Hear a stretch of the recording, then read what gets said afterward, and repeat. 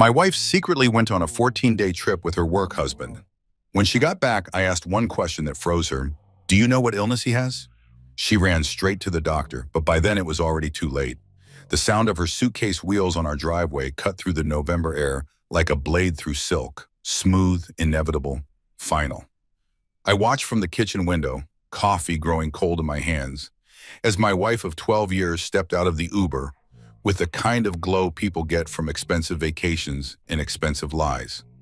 14 days, 2 full weeks she'd been gone on what she called a critical work retreat to some resort in the Bahamas. A retreat so critical, apparently, that spouses weren't invited. So critical that her phone had been conveniently unreachable for hours at a time.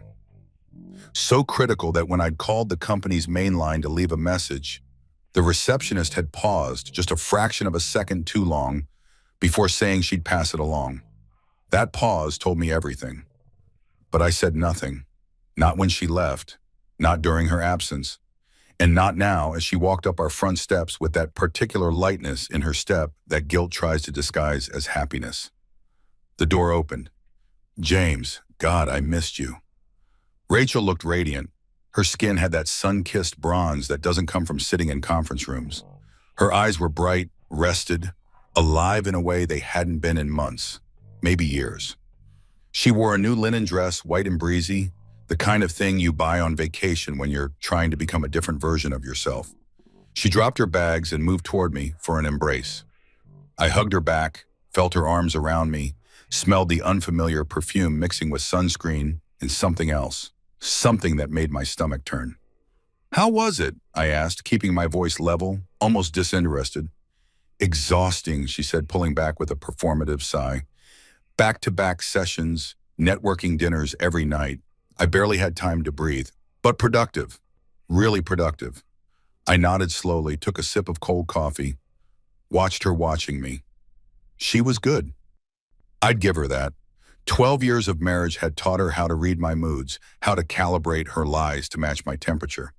But she didn't know what I knew. Couldn't know that I'd spent the last 14 days becoming a different person myself. The kind of person who checks phone records, who calls in favors, who sits in parking lots outside office buildings waiting for the truth to show its face.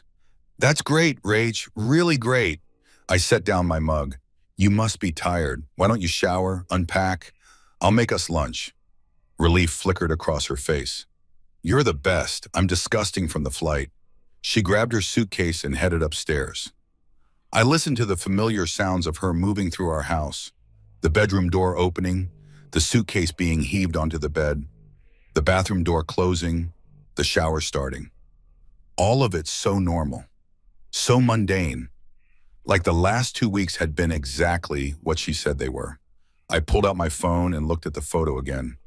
The one Marcus had sent me. Marcus, her colleague, her work husband, the man she'd been texting at midnight for the past 6 months with messages that started as jokes and evolved into something else entirely. Marcus with his easy smile and his CrossFit body and his habit of putting his hand on the small of my wife's back during office parties. In the photo, they were at a beachside restaurant. Rachel was laughing at something he'd said, her hand on his forearm, her wedding ring catching the sunset light like a small, bitter joke. They looked happy. They looked like a couple. They looked like people who had forgotten that other people existed. Marcus had sent it to me by accident. A group text meant for his college buddies that included my number because we'd once been friends too, back before I understood what he was. The message that followed, wrong chat, man, sorry, came 3 minutes later. Long enough for me to screenshot everything, long enough for the truth to burn itself into my retinas. I deleted the photo and put my phone away. Upstairs, the shower stopped. I heard Rachel humming, actually humming, as she dried off, as she wrapped herself in the towel I'd washed and folded last Tuesday, while she was taking sunset walks with someone else. 40 minutes later, she came downstairs in yoga pants in one of my old college sweatshirts, her wet hair twisted into a bun. She looked younger, softer, like the woman I'd married. For a moment, just at a moment, I felt the muscle memory of love, the old instinct to protect her, to believe in her, to make excuses for the things that didn't add up.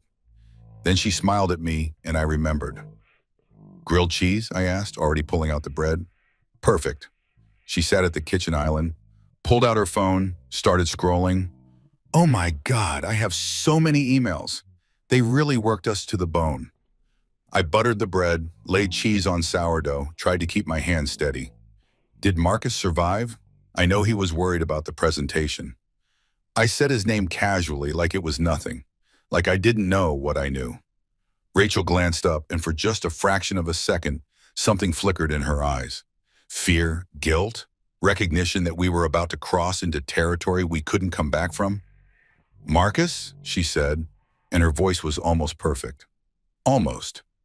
Yeah, he did great. You know him, always prepared. I do know him, I agreed, flipping the sandwich. That's why I was surprised when I found out. Found out what? She was still scrolling, but her thumb had stopped moving. This was the moment, the cliff edge, the point where our marriage would either bend or break. I plated her sandwich, cut it diagonally the way she liked, set it in front of her with a napkin and a pickle spear. Then I leaned against the counter, crossed my arms, and asked the question I'd been rehearsing for 6 days. Do you know what illness he has? The color drained from her face like water from a tub. The phone slipped from her hand, clattered on the marble countertop. Her mouth opened, closed, opened again. She looked at me like I'd just spoken in a foreign language, like the words needed time to translate into something her brain could process. What? It came out as barely a whisper.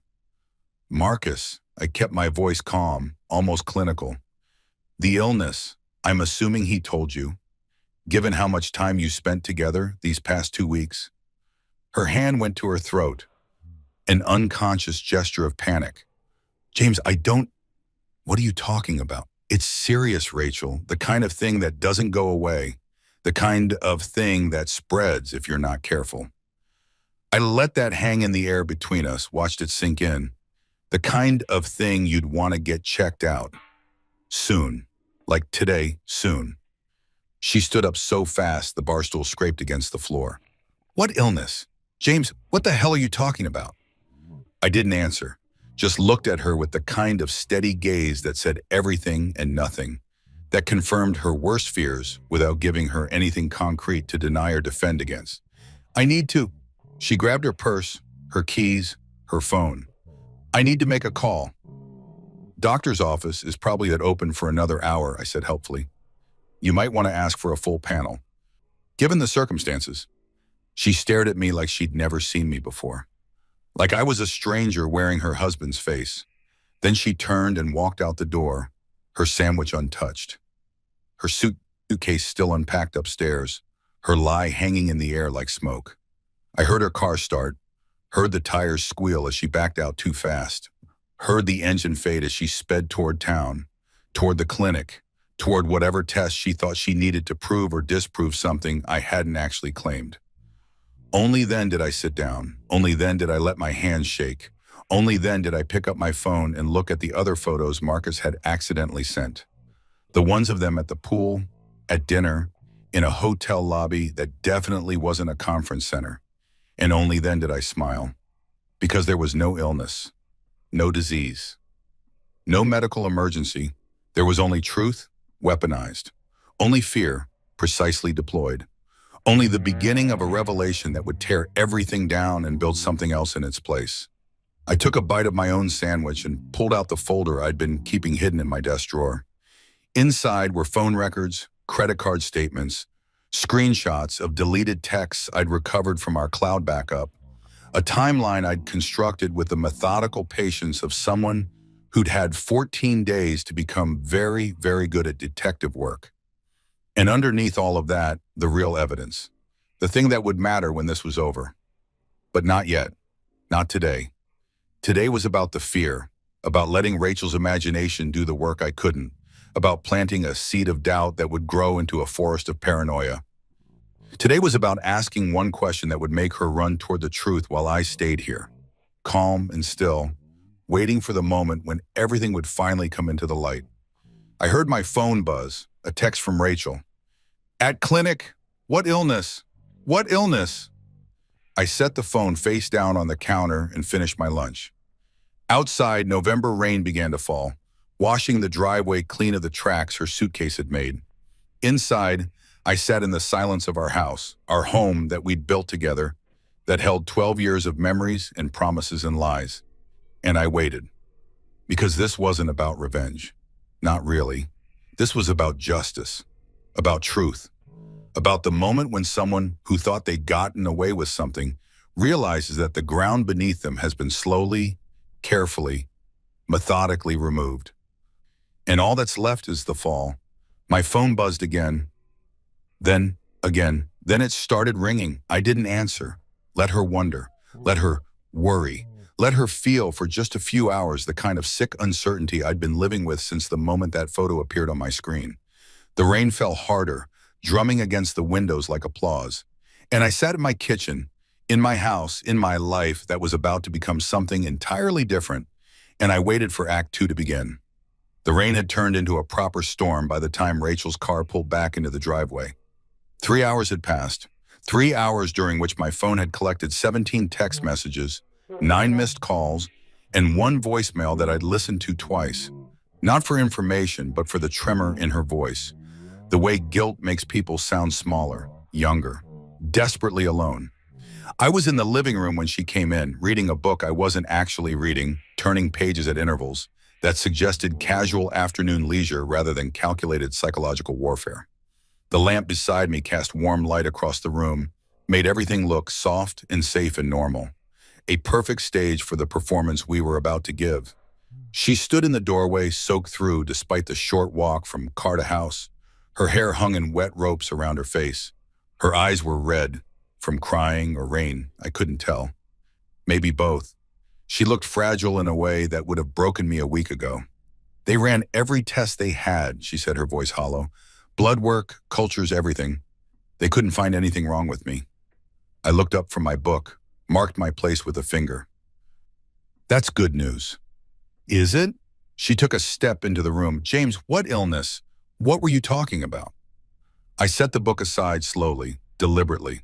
Let the silence stretch between us like a rubber band pulled to its breaking point. I think you should sit down, Rachel. I don't want to sit down. I want you to tell me what the hell is going on. Sit down. Something in my tone made her obey. She sank onto the couch across from me, pulling her wet cardigan tight around her body like armor. Water dripped from her clothes onto our hardwood floors, making small dark circles that spread and disappeared. There's no illness, I said quietly. The words hit her like a slap. What? Marcus doesn't have an illness. He's fine. Perfectly healthy as far as I know. Her face went through several expressions in rapid succession. Confusion, disrelief, anger, then back to confusion. Cycling through emotions like someone trying to find the right key for a lock. Then why? Because I needed you to run, I interrupted. I needed you to panic. I needed you to feel, even for just a few hours, the kind of fear that makes you question everything you thought you knew. She stood up. You're insane. You sent me to a clinic, made me think I'd been exposed to some disease, made me terrified that I'd... She stopped abruptly, realizing what she'd almost said. I leaned forward. That you'd what, Rachel? Caught something from Marcus? Because that's interesting phrasing. Why would you assume you'd caught something from Marcus specifically? Unless you were in a position to catch something from him. Unless you'd been close enough, intimate enough, for that to be a concern. The color that had returned to her face drained away again. We didn't. I haven't. Don't. I held up a hand. Please don't insult both of us by lying right now. We're past that. We're so far past that. She sank back onto the couch, and I watched her realize that this conversation wasn't going the way she'd expected. That she'd walked into something she couldn't charm or explain or rationalize her way out of. How long have you known? She whispered. Which part? That you and Marcus have been texting each other at midnight for 6 months? That you've been deleting messages from your phone but not from our cloud backup? That the work retreat was actually a couple's package at the Azure Bay Resort that he booked using his personal credit card? I paused. Or that you've been lying to my face every single day, asking me about my day, kissing me goodnight, making plans for our anniversary, while you were planning something entirely different with someone else? Each question landed like a stone in still water, sending ripples across her face. She opened her mouth, closed it, opened it again. Finally, I can explain. I don't want you to explain. I stood up, walked to the window, watched rain run down the glass. Explanations are for misunderstandings. This wasn't a misunderstanding, Rachel. This was a choice, dozens of choices, actually. Every text, every deleted message, every lie about working late or going to the gym or needing space, every single one was a choice you made to betray me. It wasn't supposed to happen like this. Her voice was small, breaking. It evolved. We were friends. We worked together every day. And he understood things about me that I what? I turned from the window. That I didn't understand, that I failed to provide? Go ahead, Rachel. Tell me how this is somehow my fault. That's not what I meant. Then what did you mean? Because from where I'm standing, it looks like you got bored or restless or whatever it is people get when they decide that their marriage vows were more like marriage suggestions. And instead of talking to me, instead of fighting for us, I gestured vaguely toward her, toward the space where our marriage used to be. You just found someone easier. She was crying now, proper tears streaming down her face, mixing with the rainwater. I'm sorry, God, James, I'm so sorry. It was stupid and selfish, and I never meant to hurt you.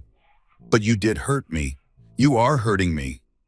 Every second you sit there trying to make yourself feel better with apologies that don't mean anything, you're hurting me. I walked to the bookshelf where I'd hidden the folder, pulled it out, set it on the coffee table between us with a sound like a judge's gavel. This is 6 months of evidence.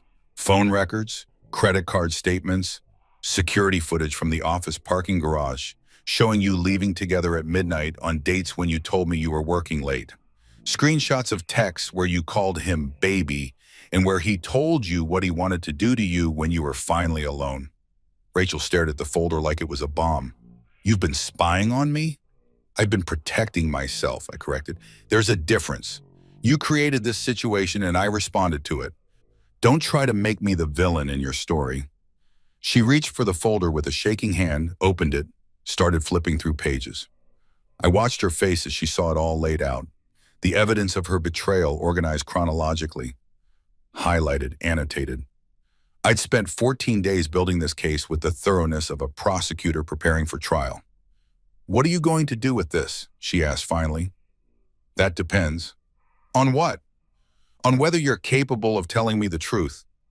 The whole truth, not the edited version you have been rehearsing on the drive home, not the sanitized story where you minimize what happened and maximize my supposed failures as a husband. The actual, complete truth about you and Marcus. She closed the folder, pressed her palms against it like she could somehow erase what was inside. We slept together. The words hung in the air, even though had known for days, really. Hearing her say it out loud was different. It made it real in a way that evidence never could. It transformed abstract betrayal into concrete fact. When? My voice sounded distant to my own ears. The first time was in July, after the company summer party. We'd both been drinking, and he drove me home because you were out of town, and I invited him in for coffee, and I don't need the play-by-play. How many times total? She hesitated. I don't know, maybe 10, 12. In the Bahamas trip? We were together the whole time. It wasn't a work retreat. There was no conference. We wanted time alone, away from everything. I nodded slowly, absorbing this. Did you use our savings account to pay for your half of the trip? The account we've been building for the down payment on a bigger house? Her silence was answer enough. Okay. I walked back to my chair, sat down, picked up my book. You should pack a bag. What? A bag, Rachel. Clothes, toiletries, whatever you need for a few days. I think it's best if you stay somewhere else for a while. James, please, this isn't negotiable. You violated our marriage. You lied to me for 6 months. You used our money to fund your affair, and now you need to leave. We'll figure out the rest later. But right now, tonight, I need you to not be here. She started sobbing, deep, gasping sobs that shook her whole body. I don't have anywhere to go. You have parents 20 minutes away. You have friends. You have Marcus. I opened my book to a random page. You'll figure it out. You're good at figuring things out behind my back. I love you, she said desperately. I still love you, James. This thing with Marcus, it doesn't change how I feel about you.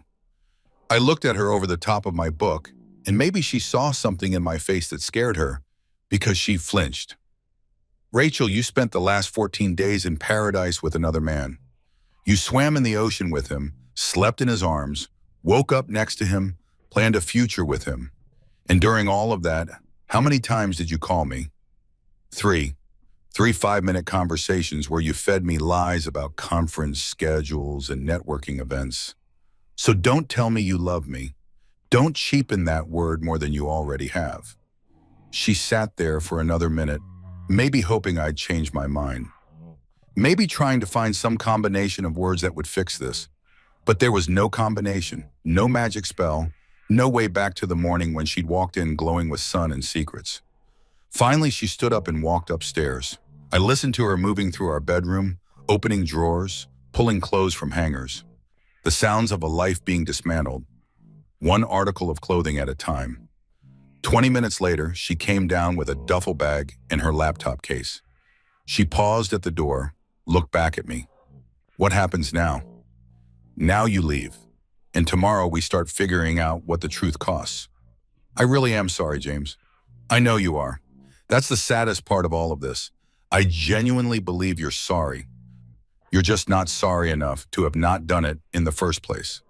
She opened her mouth like she wanted to say something else, then thought better of it. The door closed behind her with a soft click. Her car started. The engine faded into the distance. And then I was alone.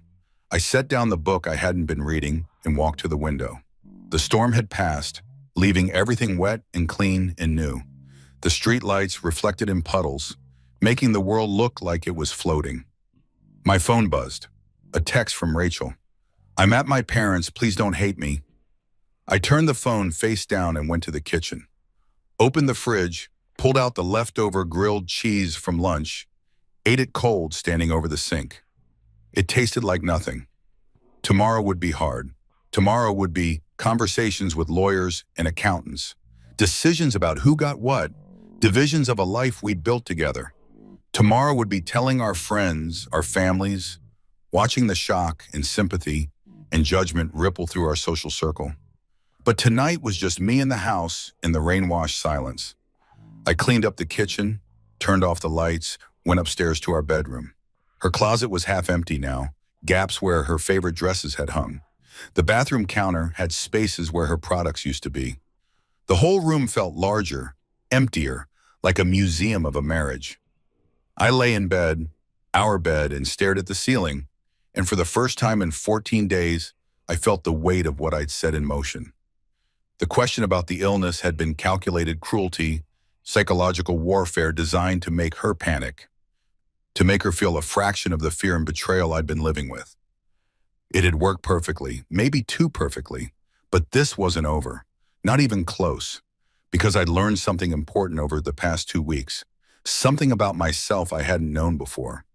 I was very, very good at patience, at planning, at playing a long game that no one else could see until it was too late. And Rachel had given me 6 months of material to work with, 6 months of lies and betrayals and choices that could be documented, proven, used. Not for revenge. I had to keep telling myself that. This wasn't about revenge. This was about making sure that when this was over, when the divorce was final and the property divided and the stories told, the truth would be clear. Not her version of the truth, where she'd somehow paint herself as the victim of a distant husband. Not Marcus's version, where he was just a nice guy who fell in love with someone who happened to be married. The actual truth, clean and sharp and undeniable. I closed my eyes and thought about the folder, about the evidence I'd gathered, about the pieces I'd carefully arranged. But there was more, so much more that she didn't know yet. Information I'd uncovered that would change everything. My phone buzzed again. Another text from Rachel, then another. I could imagine what they said. More apologies, more explanations, more attempts to manage the narrative. I didn't look. Not tonight. Tonight was for sleeping in a bed that felt too big, in a house that felt too quiet, in a life that would never be the same. Tomorrow we'd start the next phase. Tomorrow, she'd learn what that question about the illness really meant. Tomorrow, the truth would continue its slow, inevitable march into the light. But for now, I just lay there in the dark, listening to the sound of my own breathing, feeling the weight of my wedding ring on my finger, wondering when exactly I'd take it off. Not yet. Not until this was finished. The ring was evidence too, in its way. Evidence of promises made and broken, of a contract violated, of trust weaponized and destroyed. I twisted it around my finger in the darkness, feeling the familiar groove it had worn into my skin over 12 years. Soon, I thought, soon. Outside, a car passed, its headlights sweeping across the ceiling. Then darkness again, then silence. And in that silence, I began planning tomorrow. Morning came too early and too bright. Sunlight streaming through windows I'd forgotten to close, turning our bedroom into a gallery of empty spaces. I woke disoriented, reaching automatically for Rachel before remembering. The sheets on her side were cold, undisturbed, accusatory in their smoothness. I lay there for a moment, taking inventory of how I felt. Angry, yes. Hurt, definitely.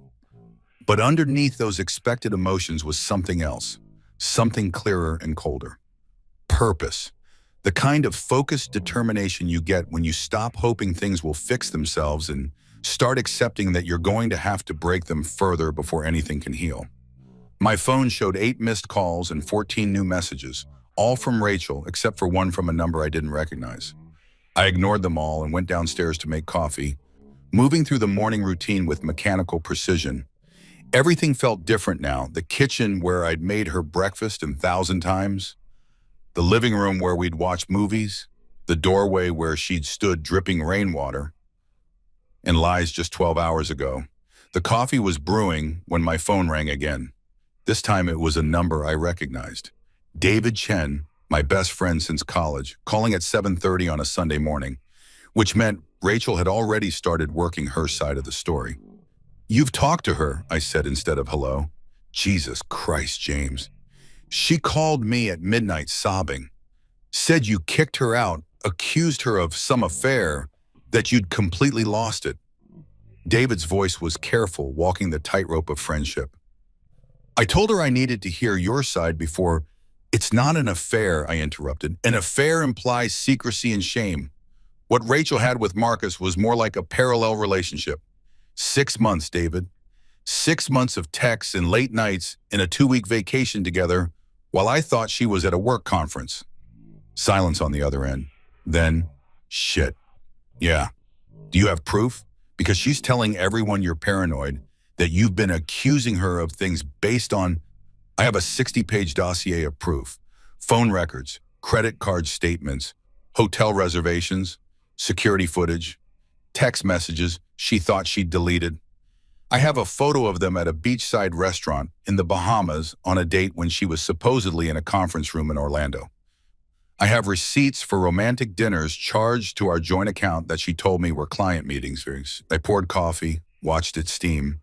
I have enough proof to convince a jury, David. I definitely have enough to convince our friends. Another pause. What do you need? And that's why David had been my best friend for 15 years. No judgment, no wasted sympathy, just straight to the practical question. I need you to not take sides publicly yet. Let her tell her story. Let Marcus tell his. Let them think they're controlling the narrative. Why? Because people always tell more truth when they think they're getting away with lies. And I need to know exactly what story they're selling before I show everyone the receipts. David stopped. "This is really calculated, man. Are you okay?" "No," I said honestly, "I'm not okay. My wife spent the last 6 months building a life with someone else while I was here being faithful and trusting and stupid. But I will be okay eventually.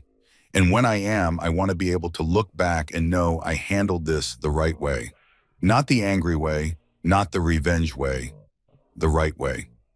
The right way, David repeated slowly. And what way is that? The way where everyone knows exactly what happened, where she can't rewrite history or play the victim, where our friends and family understand that I didn't give up on our marriage. She did.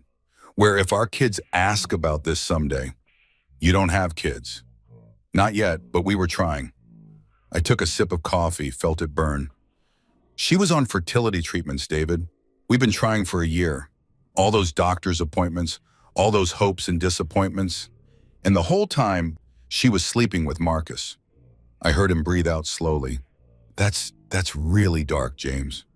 Truth usually is. We talked for a few more minutes about logistics. He'd come by later. We'd go through everything. He'd help me think through next steps. When we hung up, I felt marginally more human. One friend who knew the truth.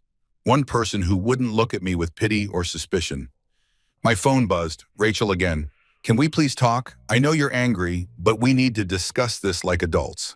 I almost laughed. Like adults. As if she hadn't spent half a year acting like a teenager sneaking around behind her parents' back. But she was right about one thing. We did need to talk. Not for her reasons. For mine. I texted back. Come by at 2 p.m. Bring Marcus. The 3 dots appeared immediately, disappeared, appeared again. Then, why would I bring Marcus? Because this involves him, because I want everyone at the table, because I'm done with separate conversations and managed truths. 2 p.m., both of you. The dots appeared and disappeared several more times before she finally replied, okay. I spent the morning preparing. Not emotionally, there was no preparing for that, but practically. I cleared the dining room table, set out 3 chairs, laid out 3 copies of the folder I'd assembled. Made it look less like our home and more like a deposition room. Clinical, official, the kind of space where comfortable lies die under harsh fluorescent truth. At 1:30, David arrived with sandwiches I wouldn't eat and emotional support I desperately needed. He looked through the folder while I stared out the window, and I heard him swearing softly as he turned pages. James, this is really thorough. I had 14 days with nothing to do but think and investigate. The text messages, he said, holding up a printed page. Did you see this one from July 23rd? I had seen them all, including the one he was looking at, where Rachel told Marcus that I was safe but boring, and that being with him made her feel alive again. That one had been particularly hard to read at 3 in the morning while she was swimming in the Caribbean with the man who made her feel alive. I saw it, I said simply. And you still want to do this face to face? You could just file for divorce, let the lawyers handle everything. I could, but I need to see his face when he realizes I know everything. I need to watch them try to explain this while sitting in the house they betrayed. I stopped, trying to find the right words. I need to witness this, David, not as revenge, as closure, as confirmation that I'm not crazy for feeling betrayed, that what happened actually happened the way I think it did. He nodded slowly. I get it. I'll stay if you want backup. No, this needs to be just the 3 of us, but thank you. At exactly 2 o'clock, Rachel's car pulled up. She sat in the driver's seat for a long moment before getting out. No Marcus. She walked to the door alone, knocked softly even though she still had her keys, waited for me to let her in like a guest in her own home. She looked terrible. Red eyes, no makeup, hair pulled back in a messy ponytail. Part of me, the part that had loved her for 12 years, wanted to comfort her. The rest of me remembered why she looked this way. He's not coming, she said before I could ask. Marcus, he said this is between us, that he doesn't want to get in the middle of our marriage. I almost smiled at that. That's convenient. Getting in the middle of our marriage was fine when it involved Caribbean vacations and midnight texts, but now that there's consequences, he's suddenly principled. All about boundaries? He's scared, Rachel said quietly. You have to understand, James, he never meant for this to. I don't have to understand anything about what Marcus meant or didn't mean. But fine, he's not here. We'll do this with just us. I gestured to the dining room. Sit. She saw the folders laid out on the table and went pale. What is all this? Sit down. She sat, I took the chair across from her, the table between us like a demilitarized zone. For a moment, we just looked at each other. Husband and wife, stranger and stranger. Before we start, I said, I need you to understand something. Everything I'm about to show you, everything I know, I discovered on my own. I didn't hire a private investigator. I didn't hack your accounts. I just paid attention. I checked the phone records we both have access to. I looked at credit card statements for accounts we jointly own. I recovered texts from cloud backups we both use. Everything was right there, Rachel. You just assumed I'd never look. She was crying again, silent tears tracking down her face. I'm so sorry. Stop apologizing and start explaining. Start with July, the company summer party. You told me you got a ride home with Sarah from accounting. I lied. I know you lied. I want to hear you say what actually happened. I want to hear you tell the truth for once. She took a shaky breath. Marcus drove me home. We'd been flirting for weeks, maybe months. Nothing physical, just there was this tension between us. And that night we'd both been drinking, and he drove me home, and I invited him in. I told myself it was just coffee, just a nightcap, but I knew. Somewhere deep down, I knew what I was inviting. Go on. We kissed in the kitchen, right there where you make me breakfast. And then we went upstairs, to our bedroom, to our bed. She was sobbing now, the words coming in gasps. Afterwards, I told myself it was a mistake, that it would never happen again. But then he texted me the next day, and we met for lunch, and it kept happening. Once a week, sometimes more, hotels mostly. Sometimes his apartment when his roommate was traveling. Using money from our joint account. Yes. Money we were saving for a house. Yes. Money we were saving for the family we were trying to start. She flinched like I'd struck her. Yes. I opened the first folder, slid it across the table to her. This is every text message between you and Marcus for the past 6 months. I've highlighted the ones where you discussed me, the ones where you complained about our marriage, the ones where you planned your future together. She looked at the folder like it might bite her. I can't read these. Yes, you can, because I had to read them. I had to sit in this house alone while you were in the Bahamas and read every single message where you told another man things you should have told me, where you shared intimacies with him that belonged to our marriage, where you built a whole separate relationship while I was here trusting you. James, please, read it, all of it. I want you to see what you did from the outside.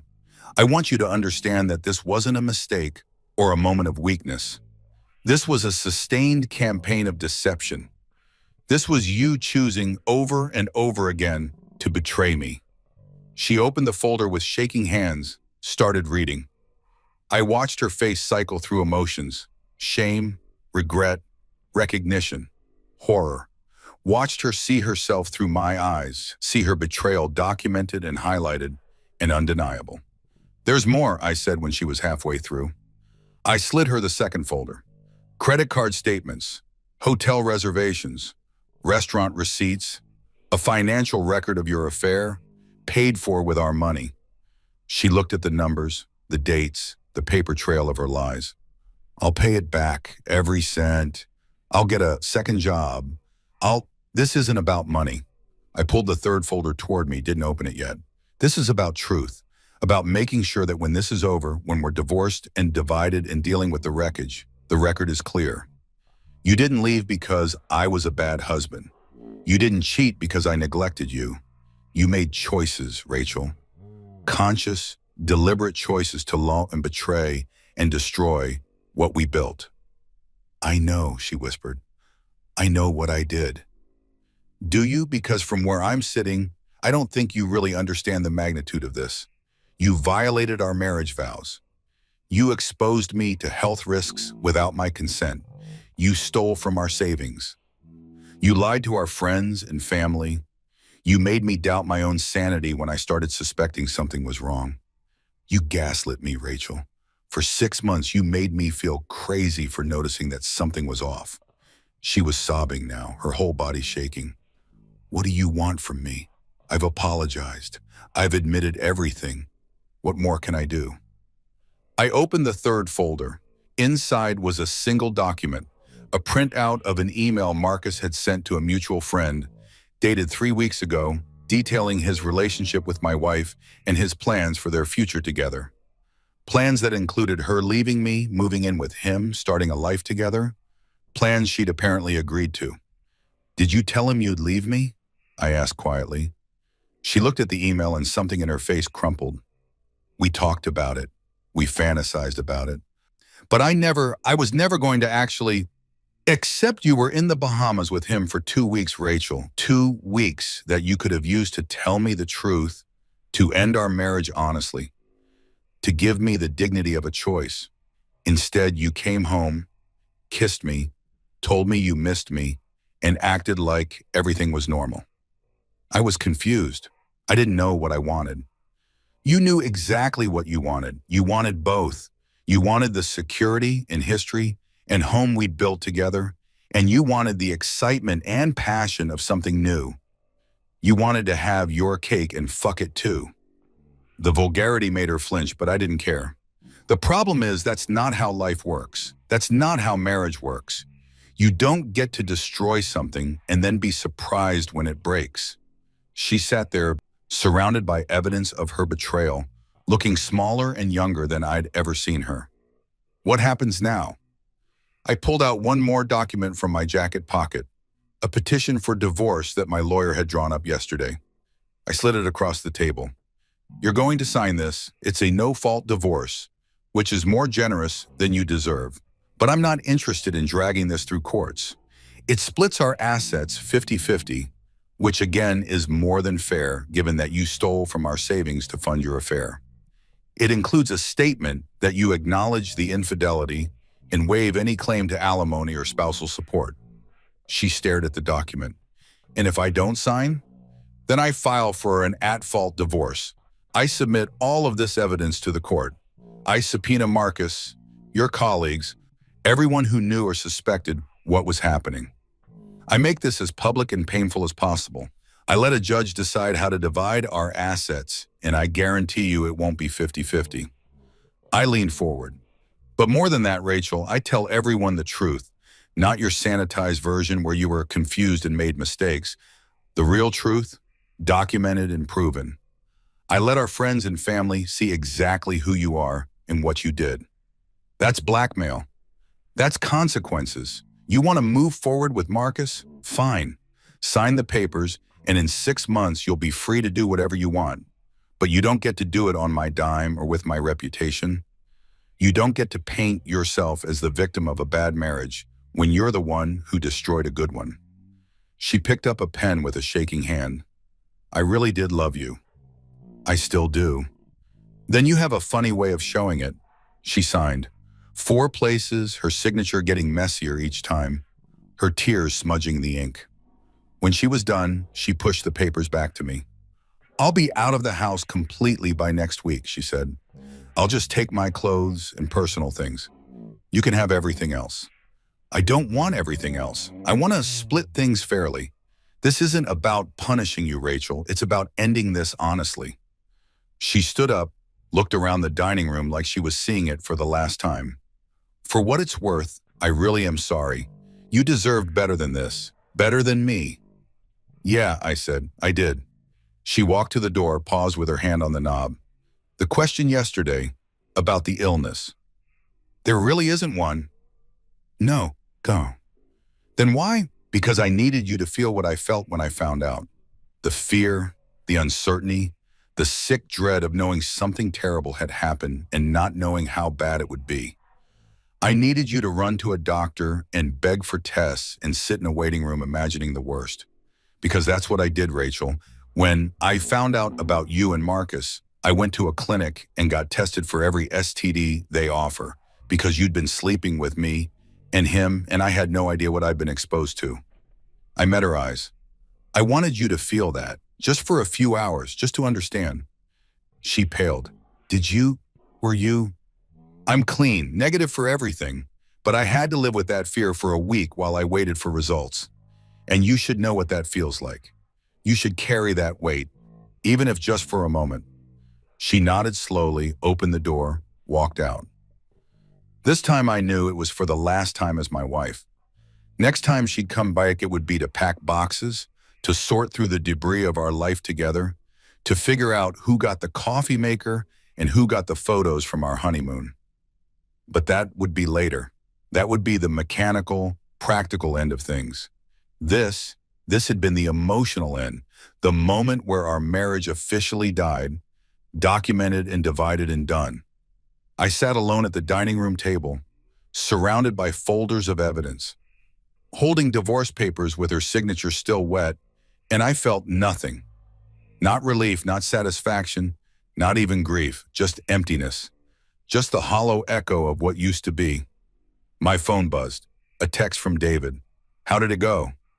I looked around the room at the chair where Rachel had sat, at the folder she'd read, at the dissolution of 12 years reduced to signatures on legal documents. It's done, I typed back. Phase 1 complete. Because this wasn't over. Not really. The divorce papers were signed, yes, but there was still so much more she didn't know. Still so much more that would come to light in the days and weeks ahead. Still the truth I hadn't told her yet.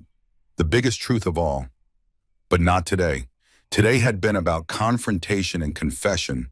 Tomorrow would be about revelation. I gathered up the folders, locked the signed divorce petition in my desk, and went upstairs to bed. The house felt different now, not mine, not ours, just a space where two people used to live before one of them burned it all down. I lay in bed and stared at the ceiling and waited for sleep that wouldn't come. And in the silence, I thought about tomorrow and what came next and the final piece of the puzzle that Rachel didn't even know existed yet. Soon, I thought, soon she'll understand the real cost of what she's done. But not yet, not tonight. Tonight was for endings. Tomorrow would be for the truth. 3 days after Rachel signed into the divorce papers, Marcus finally called me. I was in my home office, our former shared space, now just mine, sorting through tax documents and trying to figure out how to divide a life. When his name appeared on my phone screen, I let it ring 4 times before answering, each ring a small assertion of control. James, his voice was cautious, overly friendly in that way people get when they know they've done something unforgivable and are trying to pretend they haven't. Hey man, I've been meaning to reach out. Have you? I kept my voice flat, made it a statement instead of a question. Yeah, listen, I just wanted to, Rachel told me you guys are getting divorced, and I wanted to say I'm sorry, That really sucks. Marriage is hard. I almost admired the audacity of it, calling me to offer sympathy for the marriage he'd helped destroy, speaking about it like it was some natural disaster rather than a deliberate demolition. Is that why you called, Marcus? To tell me marriage is hard? A pause. I called because I think we should talk, in person, clear the air, We used to be friends. We were never friends. We were friendly. There's a difference. Friends don't sleep with each other's wives. Another pause, longer this time. Look, I know you're angry. I'm not angry. And as I said it, I realized it was true.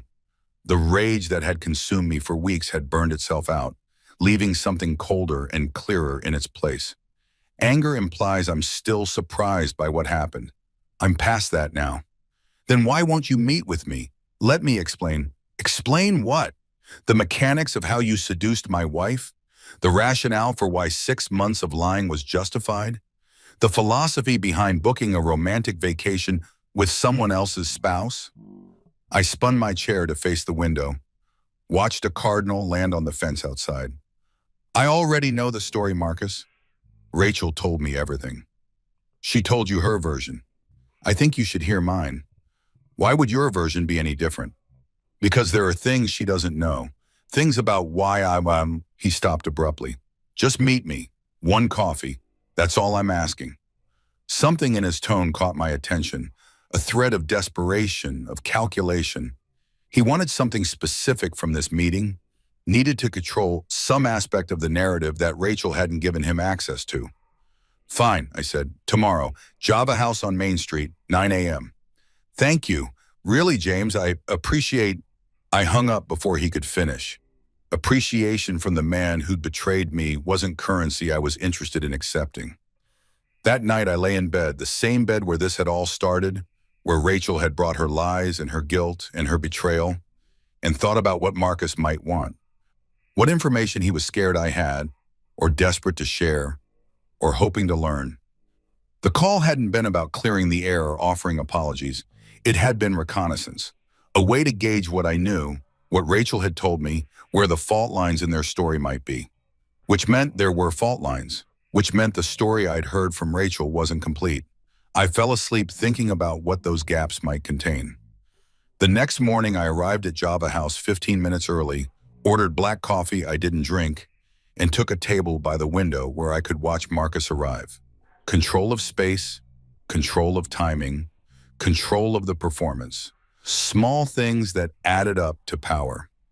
He walked in at exactly 9, dressed in the expensive casual way of men who work in tech. Designer jeans, tasteful sweater. Watch that cost more than most people's monthly rent. He looked tired. Good, he should be tired. He'd spent the last 6 months juggling 2 lives, and now one of them had collapsed. James?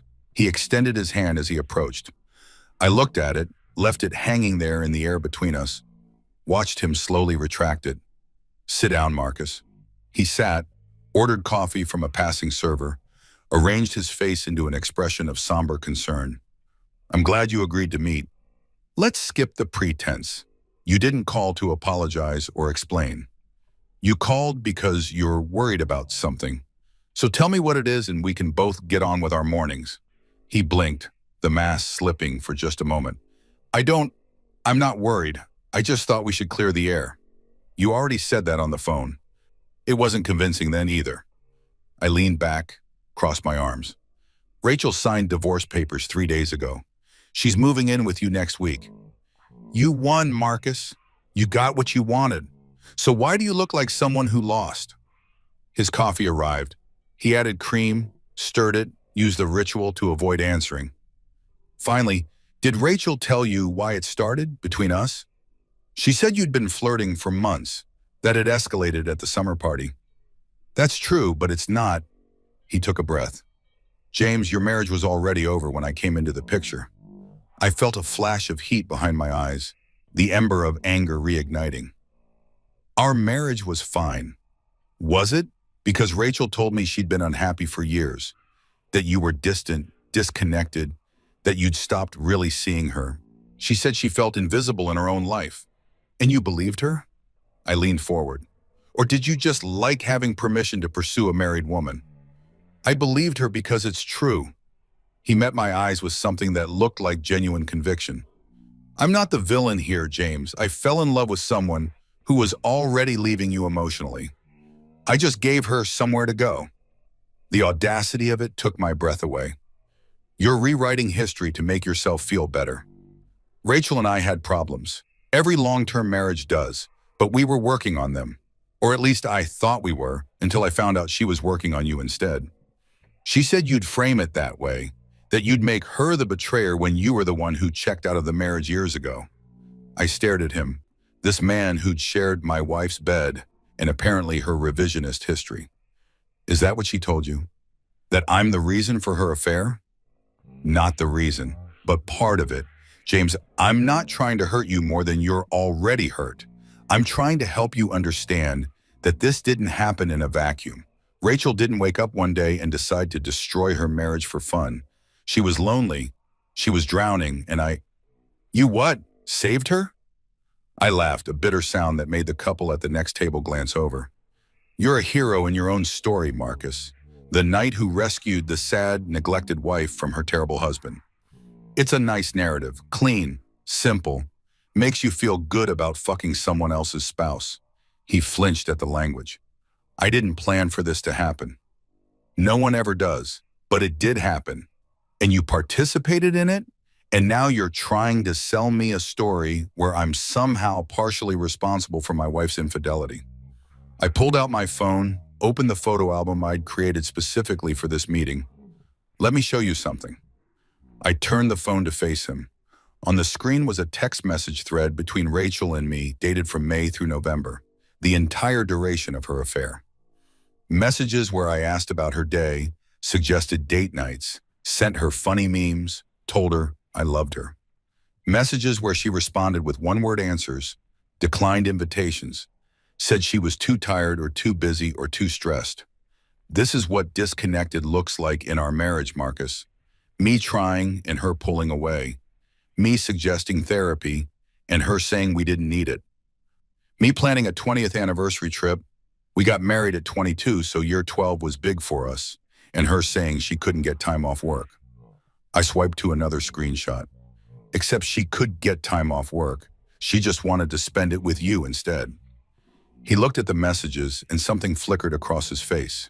Doubt, maybe, or recognition. Rachel told you what she needed you to hear to make herself the victim, I continued. She painted our marriage as dead so you wouldn't feel guilty about dancing on its grave. But look at those texts, Marcus. Look at me trying and her lying. And tell me again how I'm the one who checked out. People can be lonely even in relationships where the other person is trying, he said, but his voice had lost its certainty. Sometimes trying isn't enough. You're right. Sometimes it's not. But you know what would have been enough? Her telling me the truth. Her saying she was unhappy, that we needed to change something, that she was considering leaving. That would have been enough. Instead, she lied, and you helped her, and now you're here trying to make me complicit in my own betrayal. He set down his coffee cup with a clink that sounded too loud. Why did you really agree to meet me? Because I wanted to see if you'd tell me the truth about something. And I leaned forward. Rachel said this started in July, at the summer party. But that's not true, is it? His face went very still. What do you mean? I mean, I've seen the phone records, Marcus. Texts between you and her going back to February. Hundreds of them. Increasingly intimate. Increasingly inappropriate. The July party wasn't the beginning. It was just when the emotional affair became physical. He looked away, jaw clenching. That's semantics. No, it's honesty, or the lack of it.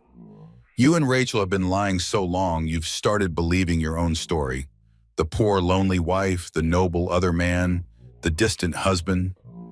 But the evidence doesn't support that narrative. The evidence showed two people who actively pursued an affair, who made hundreds of conscious choices to betray a marriage, who lied not just to me, but to everyone around them. What do you want from me? He sounded tired suddenly, defeated. An apology? Permission? For me to admit I'm a terrible person? I want you to stop pretending you're not. I slid a folder across the table, one I'd prepared specifically for him. This is a copy of everything I showed Rachel. Phone records, credit card statements, text messages, photos, your entire affair, documented. I gave Rachel the courtesy of seeing it first. Now you get the same.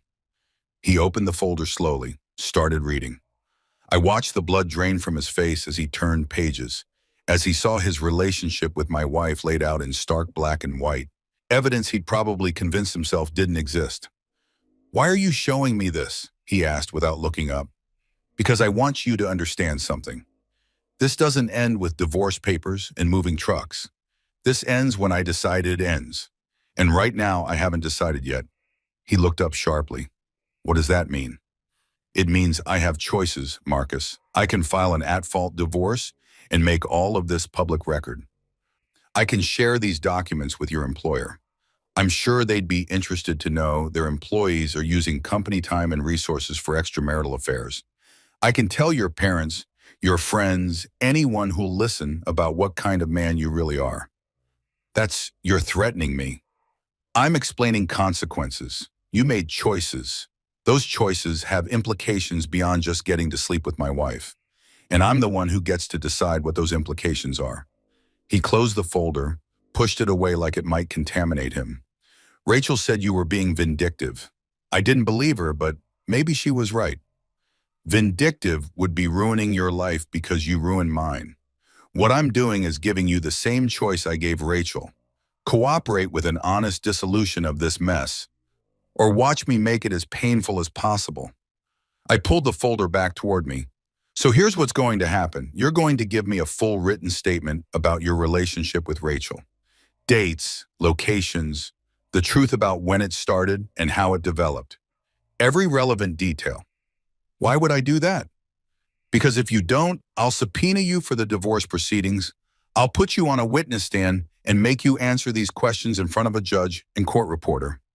Your name will be in public records forever as the man who broke up a 12-year marriage.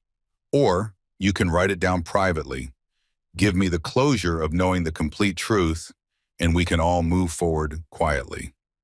He stared at me like he was seeing me for the first time. You've really thought this through. I've had a lot of time to think. 14 days alone while you and Rachel were in paradise. Weeks before that, when I started suspecting something was wrong. Hours and hours to sit with betrayal and decide how to respond to it.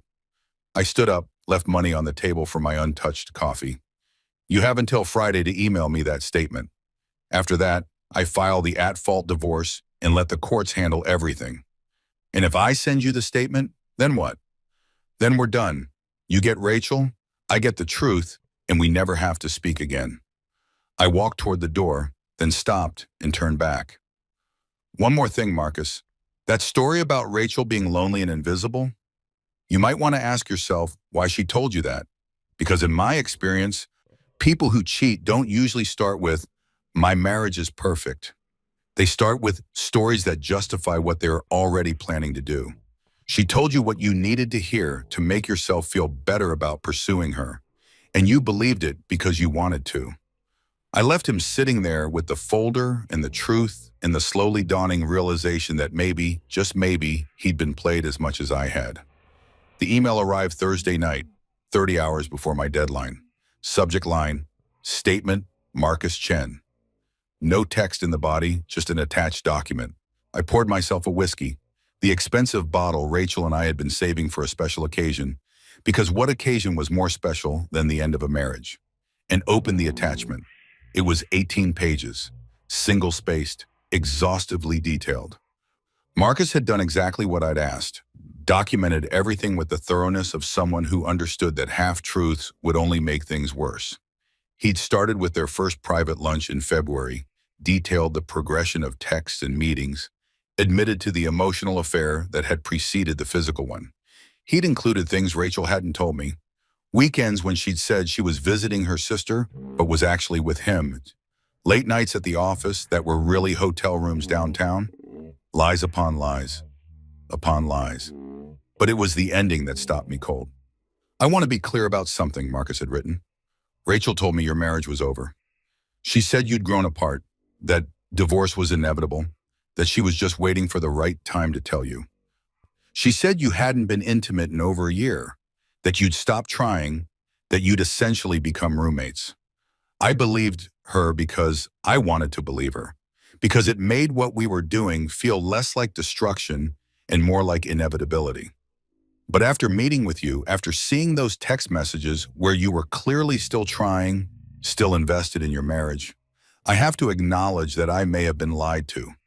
Not about everything. I do believe Rachel was unhappy, but about the degree of that unhappiness and about whether your marriage was truly beyond repair. I'm not writing this to excuse my behavior. What I did was wrong regardless of Rachel's honesty or lack thereof. But I think you deserve to know that the woman you were married to may have been telling both of us different versions of the truth. She told you she was at conferences and work events.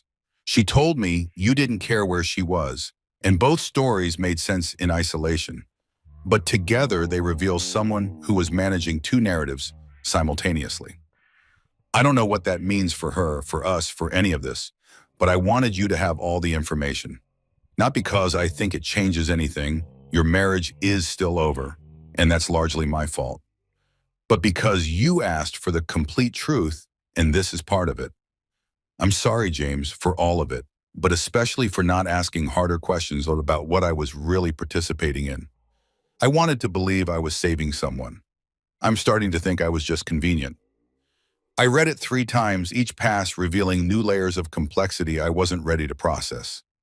Rachel had lied to both of us, had crafted separate realities for her husband and her lover, had managed contradictions that should have been impossible, had played us against each other without either of us knowing there was a game.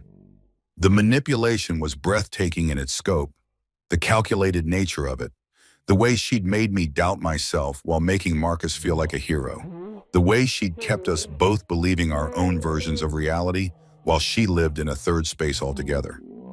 My phone buzzed, a text from Rachel. "Can we talk? I need to get some things from the house this weekend."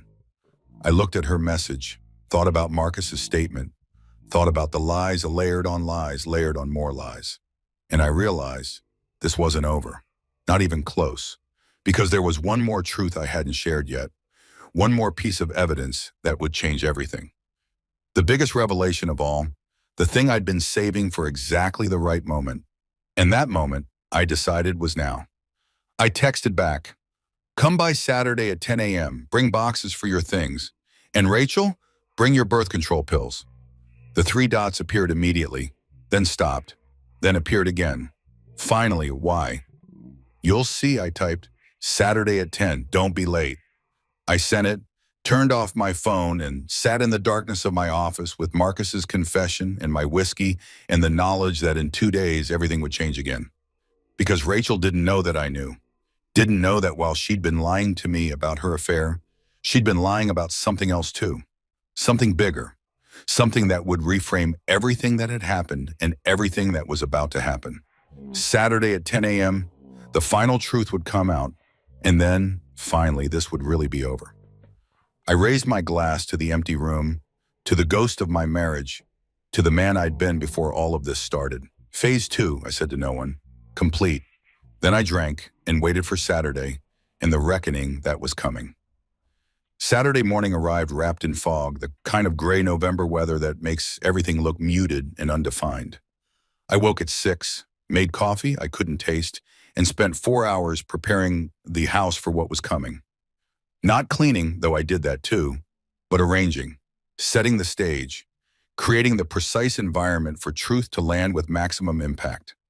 The dining room table, scene of so many previous confrontations, held a single manila envelope. Nothing else. No folders this time, no stacks of evidence. Just one envelope sealed, waiting. At 9:50, Rachel's car pulled into the driveway. She sat there for a moment, engine running, probably gathering courage or rehearsing explanations or doing whatever it is people do when they know they're walking into something but don't know what. Finally, the engine cut off. The car door opened. She walked toward the house carrying a single empty bus like she was hoping this would be quick. I opened the door before she could knock. "James?" She looked better than she had at our last meeting. Hair styled, makeup applied, wearing clothes that fit properly instead of the grief-stricken casualness of before. She looked like someone who'd started to move on. "Thank you for letting me come by. You still have keys. You don't need permission to enter your own house." I stepped aside to let her pass. "Though I suppose it's not really yours anymore, is it?" She flinched but said nothing, just walked past me into the living room and set down her box. "I'll try to be quick. I know this is hard for both of us." "Is it? Hard for both of us?" I gestured toward the dining room. "Come sit down first, before you start packing." "James, I really just want to get my things and—" "Sit down, Rachel." The steel in my voice made her obey. We walked to the dining room together, this house we'd shared becoming a museum of our ending. She saw the envelope on the table, looked at it with obvious wariness. "What's that?" "That's why I asked you to bring your birth control pills. Did you bring them?" She pulled a small pharmacy bag from her purse, set it on the table next to the envelope. "I don't understand what this is about." I sat down across from her, the table between us for what I knew would be the last time. "How long have you been taking those pills, Rachel?" "What? Why does that matter?" "Humor me. How long?" She frowned, calculating. 5 years? Maybe 6? Since we decided to start trying for kids and my doctor recommended I regulate my cycle first. "And you've been taking them consistently?" "Of course. Every day, same time. You know that you're the one who's been asking me about getting pregnant for the past year." Her voice took on a defensive edge. "Why are we talking about this?" I reached across the table and took the pharmacy bag, pulled out the pill packet, examined it slowly, deliberately. "These are from Dr. Morrison's office, right? Your gynecologist?" "Yes, James."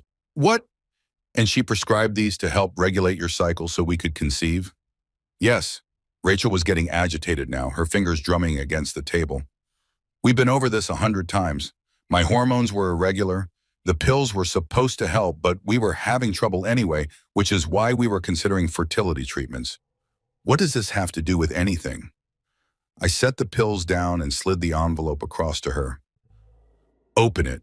She stared at the envelope like it might explode. What's in here? The truth, the last piece you don't know that I know. Open it. With shaking hands, she unsealed the envelope and pulled out the contents. Medical records, pharmacy receipts, email exchanges. She stared at the first page, and I watched understanding dawn slowly across her face. Watched the color drain from her cheeks as she realized what she was looking at. Where did you get these? Her voice was barely a whisper. I requested copies of your medical records. I'm still listed as your spouse and your emergency contact, which means I have legal access to your healthcare information. HIPAA is complicated that way. You can't hide medical information from a spouse who knows where to look. I leaned back in my chair. Those pills you've been taking? They're not to regulate your cycle, Rachel. They're standard oral contraceptives. Birth control, the kind that prevents pregnancy, the kind that makes it impossible to conceive. She was shaking her head, papers trembling in her hands. No, Dr. Morrison said these would help us get pregnant. She said, Dr. Morrison prescribed them 5 years ago as birth control. You told me she prescribed them to regulate your cycle. That was the first lie. I pointed to the next page in the stack. This is an email exchange between you and Dr. Morrison from 3 months ago. You asked her to continue the prescription. She reminded you that if you were still trying to conceive, you should stop taking them. You told her you'd think about it, but you didn't stop, did you? Rachel was openly crying now, tears streaming down her face, but I felt nothing. No sympathy, no regret. Just the cold satisfaction of watching the last lie crumble. This is an invoice from a pharmacy dated 2 weeks ago, while you were in the Bahamas with Marcus. You had your prescription refilled and shipped to his apartment, not ours, his, because you didn't want me to see it, to ask questions about why you were still taking pills that were supposed to help us get pregnant, but were actually preventing it. James, please. For a year, Rachel, for an entire year, I thought we were trying to have a baby. I went to fertility appointments. I changed my diet, stopped drinking, took vitamins, did everything the doctors suggested to improve our chances. I held you while you cried about negative pregnancy tests. I reassured you that it would happen, that we just needed to be patient. And the entire fucking time, you were taking pills specifically designed to make sure it never happened. She was sobbing now, her whole body shaking. I was gonna stop. I was planning to stop. You just what? Needed to make sure you didn't accidentally get pregnant by your husband while you were sleeping with someone else? The words came out like acid. Or were you hoping to get pregnant by Marcus and pass it off as mine? Is that what the Bahamas trip was about? A 2-week window to conceive with him while I was here taking fertility supplements like an idiot? No, God, no, James, it wasn't like that. Then what was it like? Explain to me why you would let me believe we were struggling with infertility when you were actively preventing conception. Explain why you would put me through the emotional torture of thinking I might be the problem, that maybe we'd never have the family we both said we wanted. Explain why you would lie about something so fundamental, so intimate, so... I had to stop, had to breathe, had to resist the urge to scream. Explain it to me, Rachel. She was gulping air between sobs, trying to form words. I wasn't ready.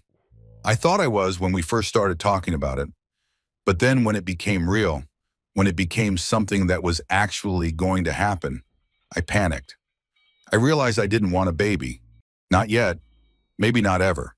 But I knew you wanted one, and I didn't know how to tell you that I'd changed my mind. So instead of talking to me, instead of having an honest conversation about our future, you just lied. You let me think we had fertility problems. You went to doctor's appointments and nodded along while they discussed treatments, all while taking pills that made those treatments impossible. I know how it sounds. It sounds like you're a liar, Rachel. Not just about the affair, not just about Marcus, but about everything. Our entire marriage, our plans, our future, all of it was built on lies you told because you were too much of a coward to be honest about what you actually wanted. She wiped her face with shaking hands, leaving mascara streaks across her cheeks. What do you want me to say? I'm sorry, I've said that. I've apologized for everything. I want you to tell me the truth. For once, the actual, complete truth. I leaned forward. Did you ever want children with me? The silence stretched between us like a chasm. I don't know, she finally whispered. I thought I did. When we got married, when we were young and everything felt possible? Yes, I wanted kids. I wanted the whole thing. Spawn my orange too. House, family, white picket fence. But somewhere along the way, I changed. I realized I liked our life the way it was. Liked having freedom and flexibility and not being tied down. And I didn't know how to tell you that without me leaving you? She nodded miserably. So you lied. You strung me along for years. Let me believe we were building towards something that you had no intention of actually doing. And when that lie got too complicated, when I started pushing for fertility treatments, you started an affair. Because it's easier to blow everything up than to have a difficult conversation. It wasn't calculated like that. It wasn't a plan. Of course it was a plan. Maybe not consciously, maybe not sitting down with a checklist, but your actions reveal intent, Rachel. You kept taking birth control while claiming to want a baby. That's deception. You pursued Marcus while acting like a devoted wife. That's betrayal. You booked a vacation with your lover using money we saved for our child's future. That's theft. Every single choice you made was designed to serve your desires while hiding them from me. I pulled another document from the envelope, one I'd been saving for this exact moment. This is a text message exchange between you and your sister from last April. You told her you weren't sure you wanted kids anymore. She asked if you'd talk to me about it. You said no, that you'd deal with it later. And when she suggested you should be honest with me, you said, I read directly from the screenshot. You said James would freak out. He's wanted kids since before we got married. It's easier to just keep pretending and figure it out eventually.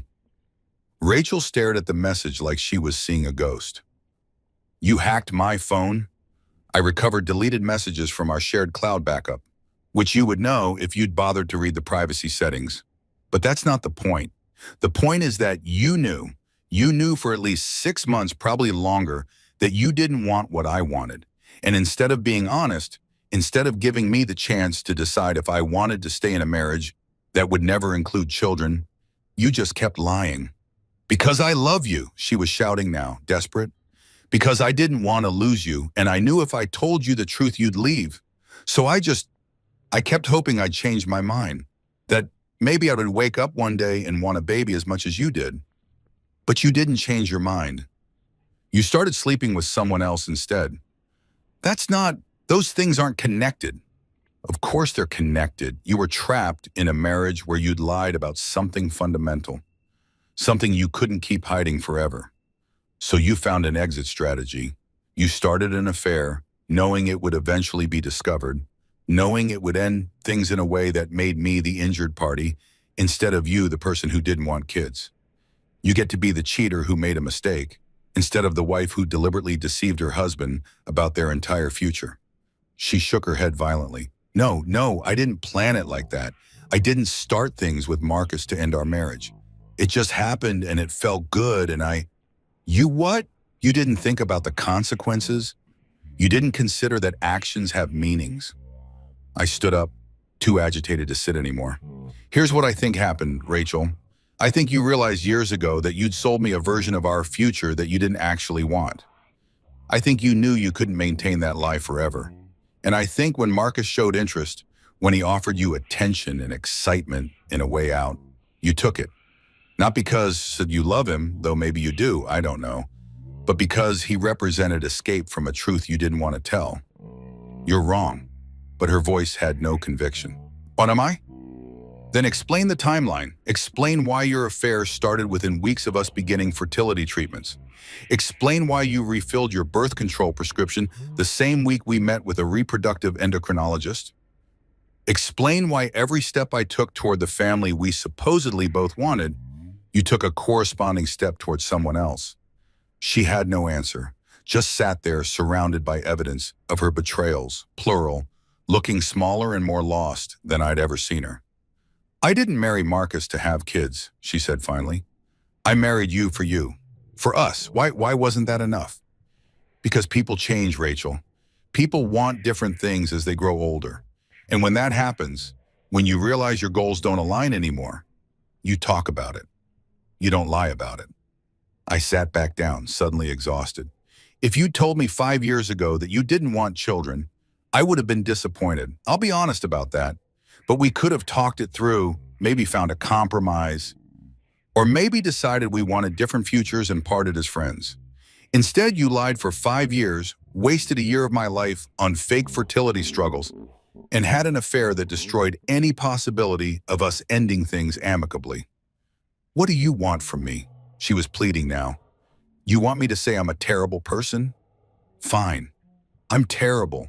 I'm a liar and a cheater, and I ruined everything good we had. Is that what you need to hear? I need you to understand that this isn't just about the affair, it's about the fundamental dishonesty that made the affair possible. You've been lying to me about who you are and what you want for most of our marriage. Marcus is just the most visible symptom of a much deeper disease. I pulled one more document from the envelope, the last one. This is an amendment to our divorce agreement.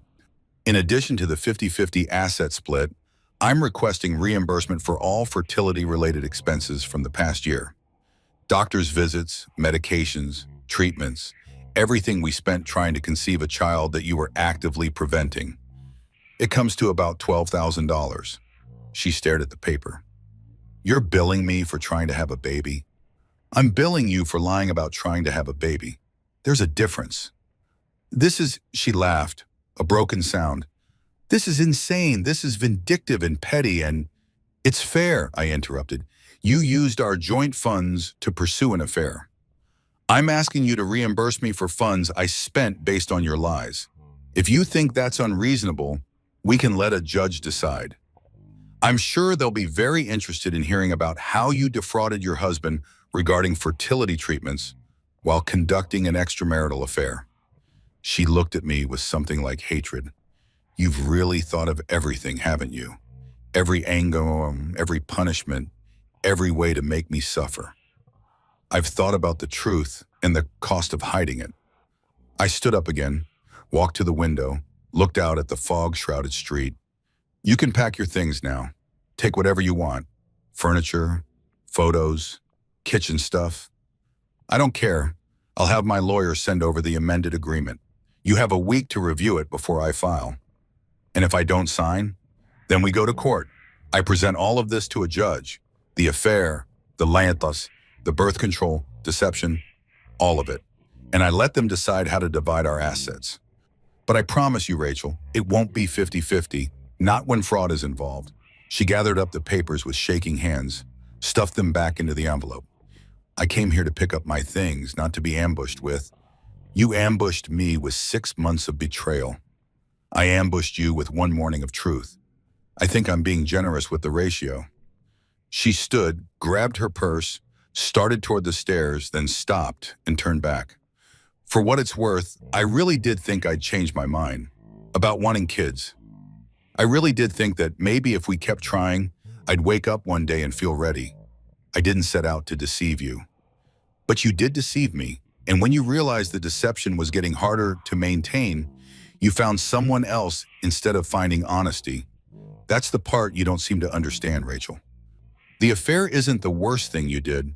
The worst thing you did was trap me in a marriage built on lies and then blame me for not seeing through them. She opened her mouth, closed it, then turned and walked upstairs. I heard her moving through our bedroom, opening closets, dragging boxes across the floor. The sounds of a life being dismantled, one possession at a time. I sat back down at the dining room table and looked at the birth control pills she'd left behind. 28 small pills in a wheel, each one a day of deception, each one a choice to prioritize her comfort over our truth. An hour later, she came back downstairs with 3 boxes stacked precariously in her arms. I'll need to come back for the rest. There's too much for one trip. That's fine, just let me know when. I'll make sure I'm not here. She paused at the door, boxes balanced against her hip. Do you hate me? I considered the question. Thought about the woman I'd married 12 years ago, the promises we'd made, the life we'd built.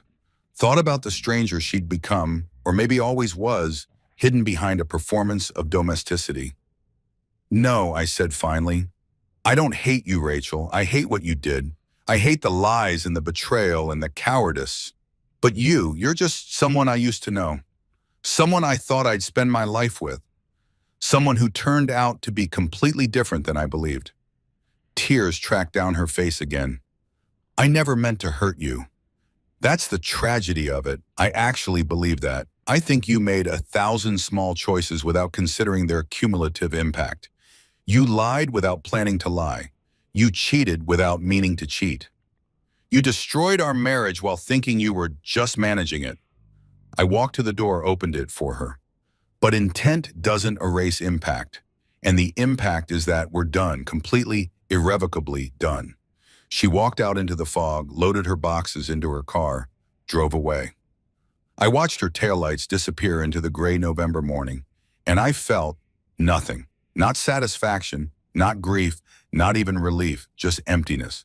Just the hollow echo of an ending that had been coming for longer than I'd realized. I went back inside, locked the door, and looked around at our house. Half-empty closets, gaps in the bookshelves, spaces where furniture used to be. A museum of subtraction, everything defined by what was missing rather than what remained. My phone buzzed. A text from David. How'd it go? I looked at the birth control pills still sitting on the dining room table, at the empty envelope, at the evidence of the last great lie. It went, I typed back, phase 3 complete. Because there was still one more phase, one more revelation, one more truth that needed to come to light before this could really, truly be over. But not today. Today was for sitting in the silence of an empty house, for processing the magnitude of deception, for beginning the long, slow work of figuring out who I was when I wasn't someone's husband anymore. Tomorrow I would start the final phase. Tomorrow I would take all this evidence, all this truth, all these carefully documented lies, and I would make sure the record was clear.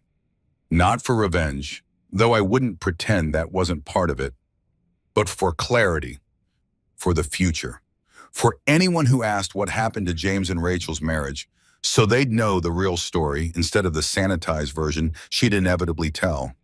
But for now, I just sat in the dining room of my half-empty house, in the fog-wrapped silence of a Saturday morning, and I let myself feel the full weight of what I'd lost and what I'd learned.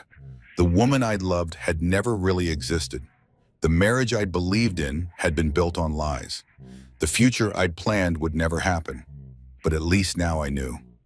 At least now the truth was out, sharp and clean and undeniable. And that, I told myself, had to be worth something.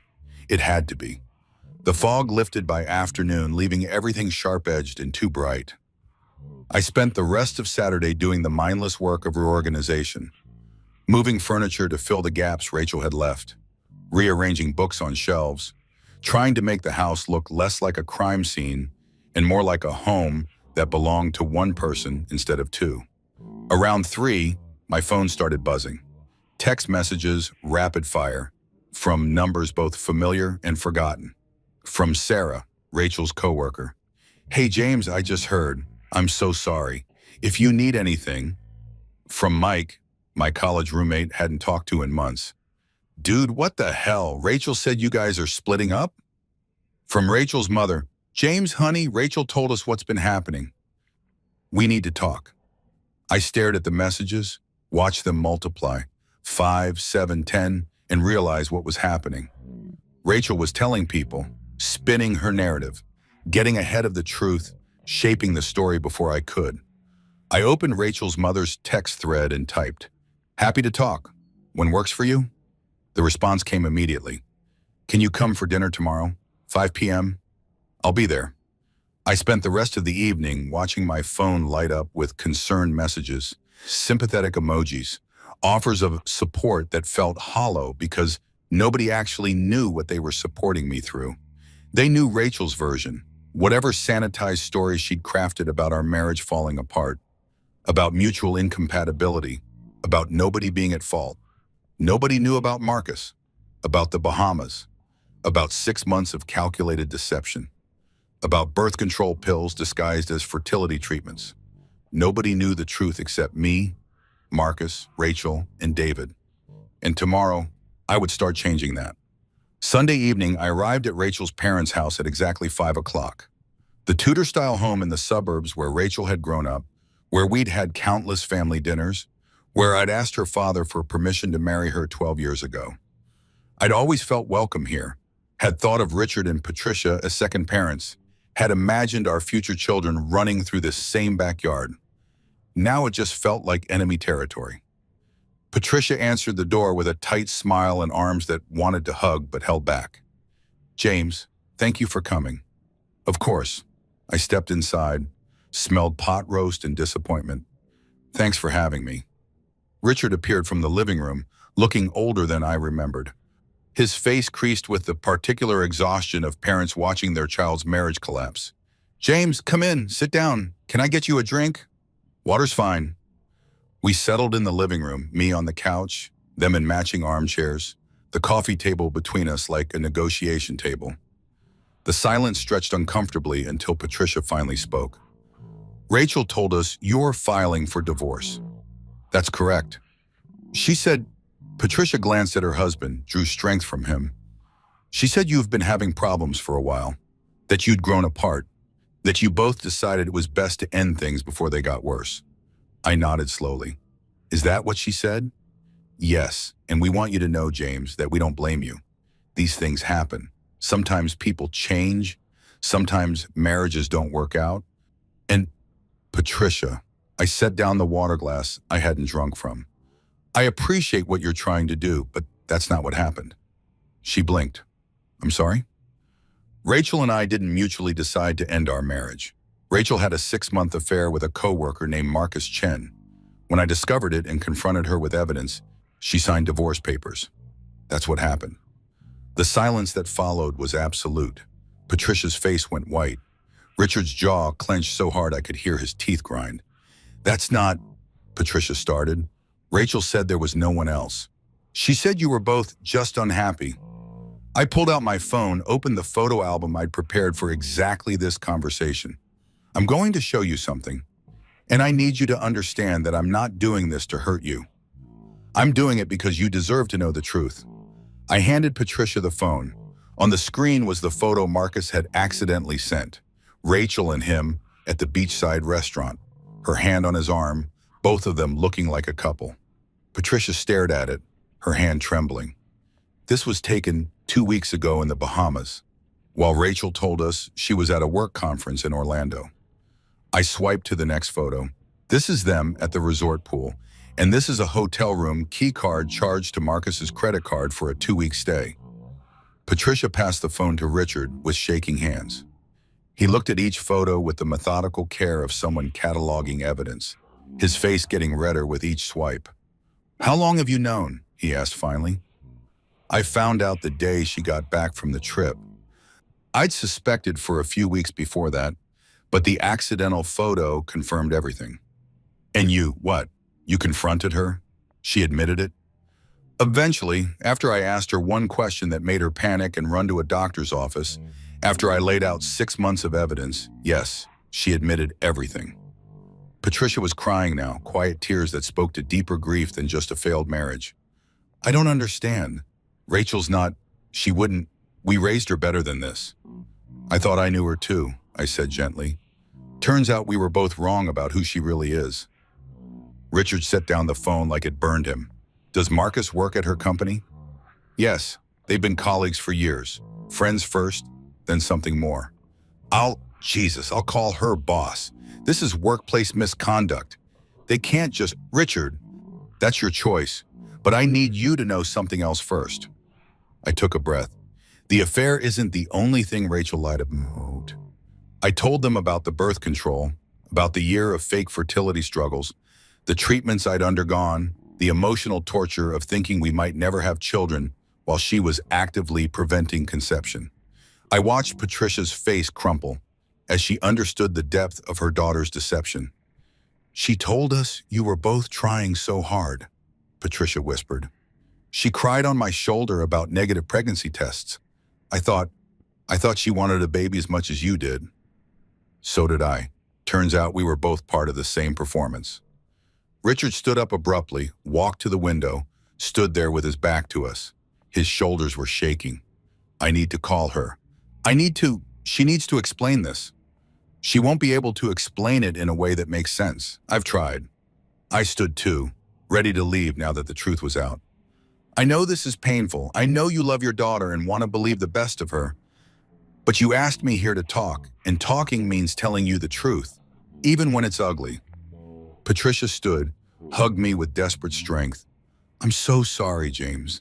I'm so sorry. If she'd told us, you would have told her to be honest with me. I know. But she didn't tell you because she knew what you'd say." I gently extracted myself from the hug. "I should go. This is a family matter now, and I'm not family anymore." "You'll always be family to us," Patricia said fiercely. "What Rachel did, that doesn't change how we feel about you. But it did change things, and we all knew it. The divorce would divide more than just assets. It would divide relationships, holidays, mutual friends. I would lose not just a wife, but a whole extended network of people I'd considered family." Richard walked me to the door, his face still red, his hands clenched into fists. "I'll talk to her. Make her understand what she's done, what she's thrown away. Don't do it for me. Do it because she needs to hear it from people who love her unconditionally. She needs to understand that love doesn't mean enabling lies." He gripped my shoulder. "You're a better man than I would be in your situation. I'm just trying to survive it with my integrity intact." I drove home through darkening streets, past houses lit with Sunday evening warmth, past families having normal dinners and normal conversations about normal problems. My phone started buzzing before I was halfway home. Rachel calling over and over, probably being confronted by her parents, probably panicking that her narrative was falling apart. I didn't answer. Let her panic. Let her explain herself to the people who raised her, who taught her right from wrong, who were now learning that she'd chosen wrong over and over again. When I got home, there were 7 missed calls from Rachel and 1 text. "How could you tell them? They're my parents." I texted back, "They asked for the truth. I gave it to them. That's what honesty looks like." Then I turned off my phone and sat in my living room, in my half-empty house, and I waited. Because this was just the beginning. Tomorrow I would talk to our mutual friends. Tuesday I would contact our extended families. By the end of the week, everyone who mattered would know the real story. Not Rachel's sanitized version, but the documented evidence truth. Not for revenge, for the record. So that when this was all over, when the divorce was final and the property divided and the last boxes moved, nobody would be able to say they didn't know what really happened. The truth was out now, spreading like light through fleas, burning off the comfortable lies people had been telling themselves about our marriage.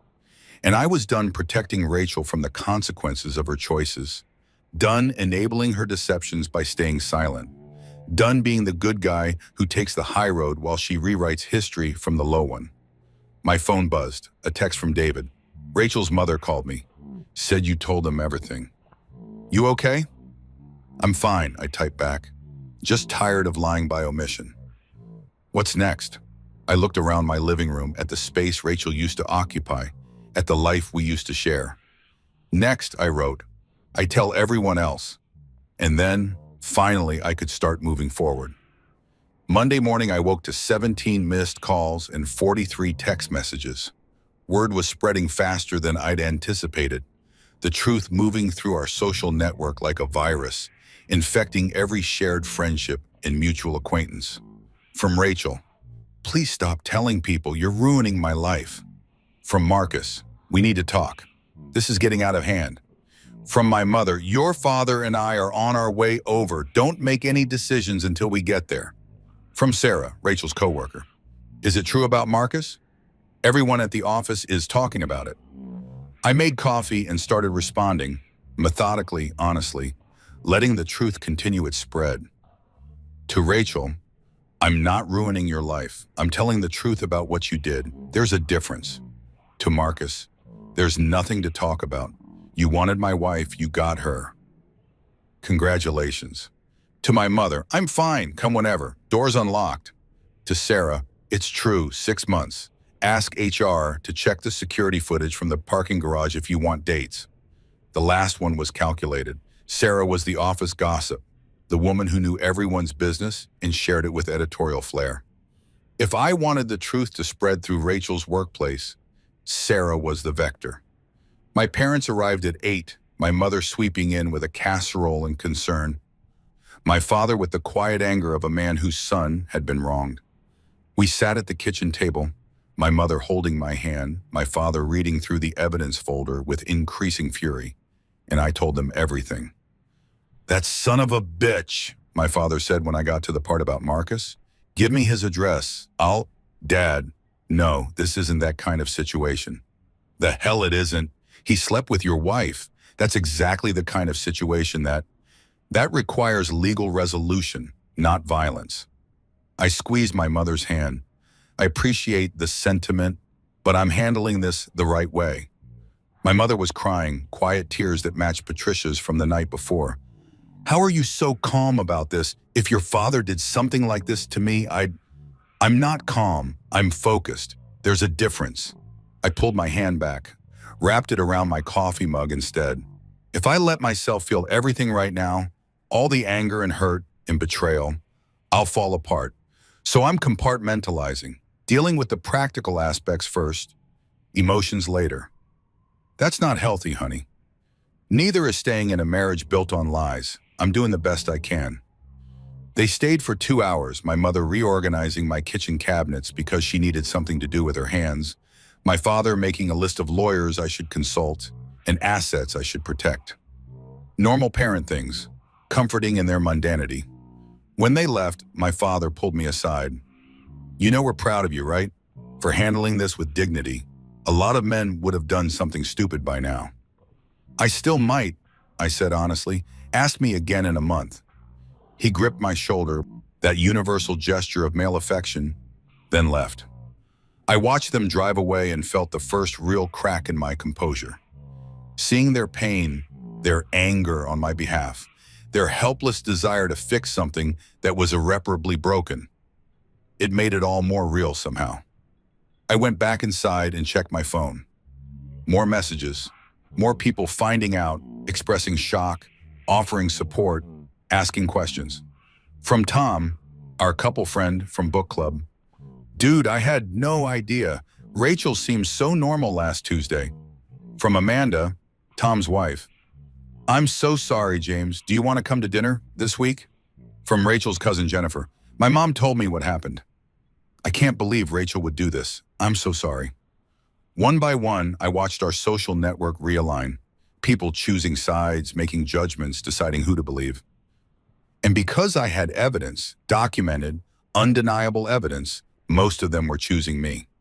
It should have felt validating. Instead, it just felt exhausting. Around noon, my phone rang. Unknown number. I almost didn't answer, but something made me pick up. James Rothstein? A woman's voice, professional, unfamiliar. Speaking. This is Jennifer Ward from Cascade Tech. I'm the HR director. I understand you have some information relevant to an internal investigation we're conducting. My heart rate picked up. What kind of investigation? I can't discuss details over the phone, but I'd like to meet with you this week if you're available. Bring any documentation you feel comfortable sharing. This is about Rachel and Marcus. A pause. I can neither confirm nor deny that, but yes, your information would be helpful. We scheduled a meeting for Wednesday. After hanging up, I sat with the implications. Sarah had worked fast, or maybe someone else had reported it. Either way, Rachel and Marcus's affair was now an official workplace matter. I should have felt satisfaction. Instead, I felt tired. My phone buzzed again. This time, Rachel. HR called me in for a meeting. What did you do? I stared at the message for a long moment before responding. I didn't do anything. I answered someone's question honestly. What happens next is a consequence of your choices, not my honesty. You're trying to get me fired. I'm trying to get divorced. If your affair violates company policy, that's between you and Cascade Tech. You're vindictive and cruel, and I can't believe I ever loved you. I read that last message 3 times, felt each word like a small knife.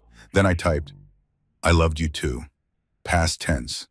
And the cruelty isn't in telling the truth, it's in making the truth necessary. I blocked her number after that, let her communicate through lawyers from now on.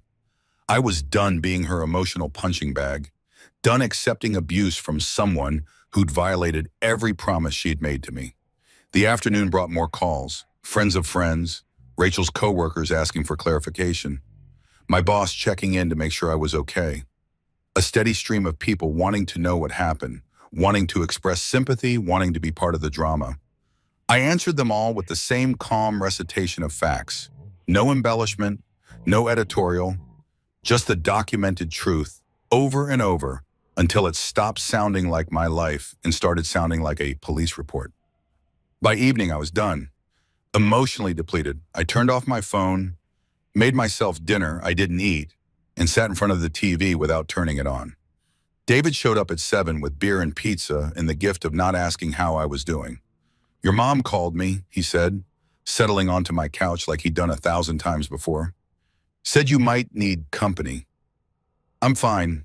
You're not fine, but you will be, eventually. He handed me a beer. Eat something, you look like shit. I took a bite of pizza, tasted cardboard. Rachel's HR called. They want to meet with me. You going? Wednesday. You know they could fire both of them, right? Workplace relationships are complicated legally, but if they were using company time or resources, I know. And you're okay with that? Rachel losing her job? I thought about it. Really thought about it. I don't want her to suffer. I don't want her life to be ruined, but I also can't protect her from the consequences of her choices anymore. If telling the truth means she faces professional repercussions, that's just what happens. David nodded slowly. You're handling this better than I would. No, I'm not. I'm just handling it differently. We sat in comfortable silence, eating pizza and drinking beer, the TV still dark, the house still half empty. It felt normal. It felt okay. It felt like maybe I would survive this after all. People are taking sides, David said eventually. Amanda and Tom invited you to dinner but didn't mention Rachel. Sarah stopped following Rachel on Instagram. Even the book club is splitting, Team James versus Team Rachel. There shouldn't be teams. This isn't a sport. It's human nature. People need to categorize things, decide who to support. And right now, with the evidence you've provided, most people are categorizing you as the victim and Rachel as the villain. She's not a villain. She's just... I stopped, tried to find the right words. She's just someone who made a lot of bad choices and is now facing the consequences. That's very mature of you. Fuck maturity. I'm angry and hurt and betrayed, but I'm also trying not to become someone I don't recognize, trying not to let this turn me bitter or vindictive or cruel. Is that why you told everyone? To preserve your integrity? I told everyone because they deserved the truth, because I was tired of Rachel controlling the narrative, because I stopped, felt emotion rising in my throat. Because I needed people to know that I tried, that I was faithful and honest and did everything I was supposed to do, that when our marriage failed, it wasn't because I didn't fight for it. David didn't say anything, just sat with me in the silence, let me feel what I needed to feel without trying to fix it. You know what the worst part is? I said finally. I still love her, not the person she is, the person I thought she was, and I'm grieving someone who never really existed. How fucked up is that? Pretty fucked up, but also pretty normal. David grabbed another slice of pizza. You're mourning the death of your marriage and the death of your understanding of your wife. That's 2 losses at once. Give yourself permission to feel shitty about it. I don't have time to feel shitty. I have to meet with HR Wednesday, sign divorce papers Thursday, figure out how to divide a life by Friday. Then feel shitty next week, schedule it, put it in your calendar. Tuesday, 2 p.m., fall apart completely. Wednesday, 2 p.m., put yourself back together. I almost smiled at that. You think it works that way? No, but you're going to try anyway because that's who you are. You're going to compartmentalize and schedule and organize your way through grief because the alternative is chaos and you hate chaos. He was right. He knew me better than I knew myself sometimes. We finished the pizza and the beers and watched a game neither of us cared about. And for a few hours, I felt almost normal. Almost okay. Almost like a person instead of a collection of wounds held together by spite and stubbornness. When David left at 11, he hugged me at the door. Call me if you need anything, and I mean anything. Company, conversation, help burying a body, whatever. I'll be fine. I know you will, but you don't have to be fine alone. After he left, I locked the door and walked through my empty house one more time. Checked the locks on windows, turned off lights, did all the small rituals of ending a day. In the bathroom, I caught sight of myself in the mirror. I looked older, tired, like someone who'd aged years and weeks. But I also looked different in a way I couldn't quite name. Harder, maybe, or clearer. Like grief had burned away some softness I'd been carrying, leaving something more essential behind. I went to bed and actually slept. 6 hours of dreamless unconsciousness that felt like mercy. And when I woke Tuesday morning to more messages, more questions, more people wanting to know the story, I answered them all with the same methodical honesty. Because this was what I'd chosen. This path of radical truth-telling, of refusing to let Rachel's lies stand unchallenged. And if it made me look vindictive or cruel or unforgiving, so be it. At least I could look at myself in the mirror and know I'd told the truth. At least I could live with who I was becoming. At least I could sleep at night. That had to be worth something. Wednesday morning arrived cold and bright, the kind of November day that makes everything look crisp and unforgiving. I dressed in my best suit, the charcoal one I'd worn to job interviews and funerals, occasions that required gravitas, and drove to Cascade Tech's headquarters downtown. The building was all glass and steel, aggressively modern, the kind of place that probably had a meditation room and kombucha on tap. I'd been here before, to company parties where Rachel had introduced me to colleagues whose names I forgot immediately, where Marcus had shaken my hand and smiled and looked me in the eye while planning to betray me. Security directed me to the 14th floor.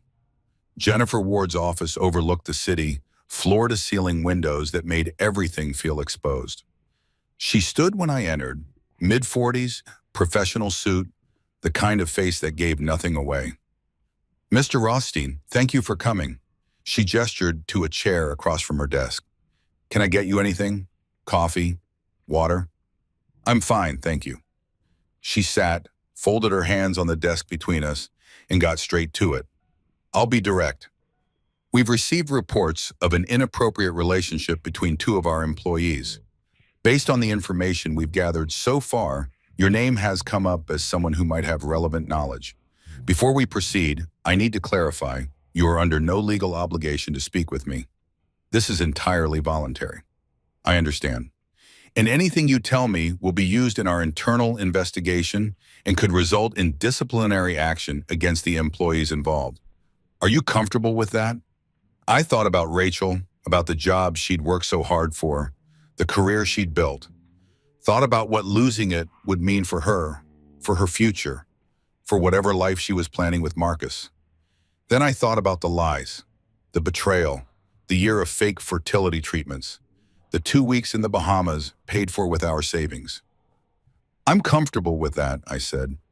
Jennifer pulled out a legal pad. Walk me through what you know. I did. I told her about discovering the affair, about the phone records and text messages, about the Bahamas trip that Rachel had claimed was a work conference. I told her about Marcus, about how long they'd been colleagues, about the progression from friendship to something more. Do you have documentation? Jennifer asked. I pulled out a flash drive I'd prepared specifically for this meeting. This contains phone records, text messages, credit card receipts, hotel reservations, and security camera footage from your parking garage showing Rachel and Marcus leaving together on multiple occasions when they'd both supposedly worked late. She took the drive, turned it over in her hands. Security camera footage. How did you obtain that? I didn't. A friend who works in building security did. He's prepared to testify if necessary. That was a lie. I'd paid a security contractor $200 to pull the footage, and he'd made it very clear he wouldn't testify to anything. But Jennifer didn't need to know that. She plugged in the drive, opened the files, her face remaining professionally neutral as she scanned through evidence. This is quite thorough. I had a lot of time to be thorough. She looked up from the screen. Mr. Rothstein, I need to ask you something directly. What's your goal here? Are you seeking revenge against your wife and her, against these employees? Or are you genuinely concerned about company policy violations? I considered the question. The honest answer was complicated. It was both revenge and principle, hurt and justice, personal pain and legitimate concern about workplace ethics. My wife had an affair, I said slowly. That's personal, and it's painful, and yes, I'm angry about it. But she also used company resources to conduct that affair. She claimed work trips that were actually vacations. She used office time for personal communications. She and Marcus created a situation where their colleagues had to cover for them, had to lie about their whereabouts, had to be complicit in something that violated your company's ethics policy. I leaned forward. So yes, this is personal, but it's also a legitimate workplace issue. And I think your other employees deserve to work in an environment where people follow the rules, where married colleagues don't use company time and resources to conduct affairs, where professional boundaries actually mean something. Jennifer studied me for a long moment. You're very articulate for someone in your situation. I've had time to think about how to articulate it. She turned back to her computer, clicked through more files. This footage from the parking garage, when was this taken? Multiple dates from July through October. The timestamps are in the file names. And these hotel receipts, they show charges to Marcus Chen's personal credit card, but some of them are from afternoons when both employees were supposedly at client meetings. Yes. Did you verify with the clients whether those meetings actually happened? No, that felt like overstepping, but I'm sure your records show whether they billed those hours as client work. She made a note on her legal pad. They did. We've already pulled their timesheets. Something in her tone told me Rachel and Marcus were in deeper trouble than they knew. Billing personal time as client work wasn't just an ethics violation, it was fraud. Is there anything else you can tell me that might be relevant to our investigation? I thought about the birth control deception, about the fertility treatments, about all the personal betrayals that had nothing to do with Cascade Tech's policies. No, everything else is private between Rachel and me. I appreciate your discretion.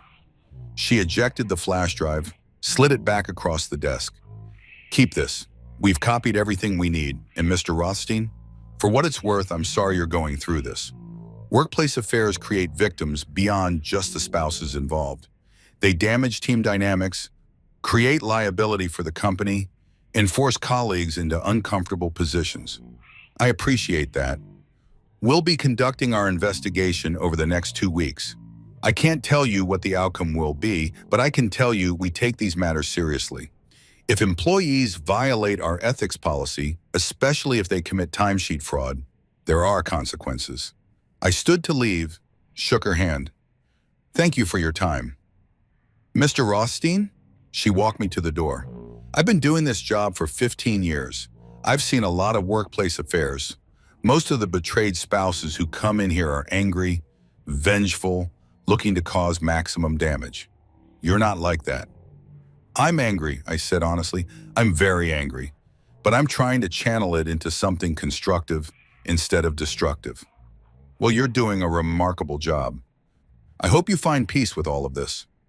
I rode the elevator down 14 floors, walked through the lobby past employees who might have known about Rachel and Marcus, who might have covered for them, who might have watched my marriage dissolve in real time while pretending ignorance. Outside, the November air felt sharp and clean. I stood on the sidewalk for a moment, letting it clear my head, trying to process what I'd just done. I'd potentially cost Rachel her job, her career, the financial independence she'd fought so hard for. I waited to feel guilty, waited for remorse to hit me, for second thoughts to creep in. But all I felt was tired, and maybe underneath that, the smallest flicker of satisfaction. My phone buzzed, a text from an unknown number. "This is Marcus. We need to talk. Now, meet me at the coffee shop on 5th. I stared at the message, debated ignoring it, then decided why not. One more conversation, one more chance to hear him try to explain the inexplicable. I texted back. 30 minutes. Marcus was already there when I arrived, sitting at a corner table with the 2 cups of coffee going cold in front of him. He looked terrible, unshaven, rumpled, like he'd slept in his car.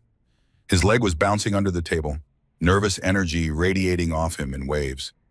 "Thanks for coming," he said as I sat down. "You have 20 minutes. Talk." HR called me in yesterday, asked me questions about Rachel, about our relationship, about work trips and client billing. They're investigating us, James. They're looking at timesheet records and expense reports, and he ran his hands through his hair. "Did you talk to them?" I answered their questions honestly. "You gave them evidence. Security footage, credit card receipts. You're trying to get us fired. I'm trying to get divorced. What your employer does with information about your ethics violations is their choice, not mine." "Ethics violations," he laughed bitterly. "That's what you're calling it? We fell in love, James. That's not a violation. You fell in love on company time. You billed personal hours as client work. You used office resources to conduct an affair. That's not romance, Marcus. That's fraud." He slumped in his chair. "Rachel's going to lose her job. They basically told her that yesterday, and I'll probably lose mine too. We'll both be blacklisted in the industry, unable to get references, starting over from nothing." "Consequences," I said simply. "For what? For being human? For making mistakes? For lying, for stealing company time? For creating a hostile work environment where your colleagues had to cover for you?" I leaned forward. "You want to know what really bothers me about this, Marcus? Not that you fell in love with my wife. Feelings happen, I get that. What bothers me is how entitled you both are. How you act like the rules don't apply to you, like you should be able to conduct an affair on your employer's dime and face no consequences because your feelings are special. That's not, it is fair. You made choices, adult choices. Now you get adult consequences. That's how the world works." He stared at his coffee, and I watched him realize that charm wouldn't work here, that I wasn't someone he could sweet talk or manipulate. "What do you want from me, James? An apology?" "I already gave you one. Groveling. I'll do it if that's what it takes." "I don't want anything from you. I wanted the truth, which I got. I wanted the affair documented, which it is. I wanted to make sure everyone knew what really happened, and now they do. There's nothing else you have that I need." "Rachel said you're destroying her life out of spite." "Rachel destroyed her own life. I'm just refusing to help her hide the wreckage." I stood up. "Your 20 minutes are up. Don't contact me again." "Wait." He grabbed my arm, and I looked down at his hand until he released it. "Just one thing. The question you asked her about me having an illness. There really isn't one, is there?" "No, so why?" "Because I wanted her to feel afraid. I wanted her to panic, to run to a doctor, to sit in a waiting room imagining worst-case scenarios. I wanted her to experience a fraction of the fear I felt when I got tested for STDs, because my wife had been sleeping with someone else without my knowledge. I met his eyes. I wanted her to understand that actions have consequences beyond just the ones you intend. Understanding dawned on his face. That's psychological warfare. That's karma." I walked out before he could respond, left him sitting there with his cold coffee and his crumbling future. The satisfaction I'd been waiting for finally arrived. Not a flood, just a trickle, but real. Marcus understood now. Understood that I wasn't going to be passive or forgiving or understanding.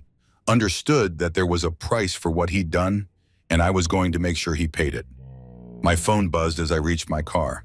Jennifer Ward. Thank you for your cooperation today. Your information was very helpful. Then 30 seconds later, another text from an unknown number. I opened it expecting more from Marcus, but it was Rachel. They're firing me. I hope you're happy. I hope destroying my career makes you feel better about your own failures. I read it twice, felt each word like a slap, then deleted the message without responding. She wanted a fight, wanted to make me the villain, wanted to turn her consequences into my cruelty. But I was done engaging with her narrative, done defending myself against accusations from someone who'd lost all credibility. I drove home through afternoon traffic, past coffee shops and grocery stores, and all the normal places where normal people lived normal lives. My life didn't feel normal anymore. It felt like performance art, the dissolution of a marriage, an installation piece featuring evidence and accusations and consequences.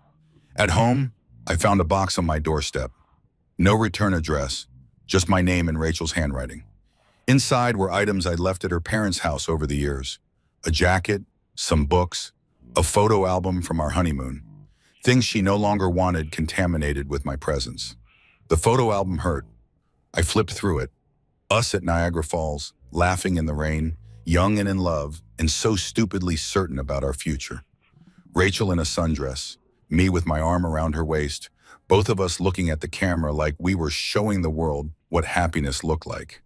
That couple didn't exist anymore. Those people were gone, replaced by strangers who'd spent the afternoon trying to hurt each other through lawyers and HR departments and carefully deployed truths. I closed the album, put it in a drawer I wouldn't open again, and sat down at my kitchen table with the divorce papers that needed signing, the financial documents that needed reviewing, the administrative dismantling of a 12-year relationship. My phone rang. My lawyer, Sandra, calling with updates. James, hi. I have news about the divorce proceedings. Go ahead. Rachel's attorney is pushing back on the amended agreement. They're claiming the reimbursement clause for fertility treatments is punitive and not based in legal precedent. It's based on fraud. She lied about trying to conceive while actively preventing conception. I agree, and I think we can argue that successfully. But be prepared. This might go to mediation. Rachel's not going to just accept your terms without a fight. Fine, let her fight, Adonis. I have evidence. I know you do. But evidence cuts both ways, James. She could argue emotional distress, could claim your behavior after discovering the affair was psychologically harmful, could paint you as vindictive. Let her try, Sandra sighed. I'm saying this as your lawyer and your friend. At some point, you need to decide if being right is worth the cost of proving it. Divorce mediation can get ugly and expensive fast. Are you prepared for that? I thought about the question she'd asked, the cost of being right, the price of truth. Yes, I said finally. I'm prepared. Okay, then we'll prepare for mediation. I'll file the motion next week. After we hung up, I sat in my kitchen and thought about what was coming. More lawyers, more meetings, more careful recitations of betrayal, more documented evidence of awesome, more public airing of private pain. Rachel wanted a fight, wanted to make this difficult, wanted to punish me for refusing to quietly accept her narrative. Fine, I could fight. I'd gotten good at it over the past few weeks. My phone buzzed again. David. Heard about the HR meeting. How'd it go? It went. Rachel's probably getting fired. And you feel... I tried to identify the emotion.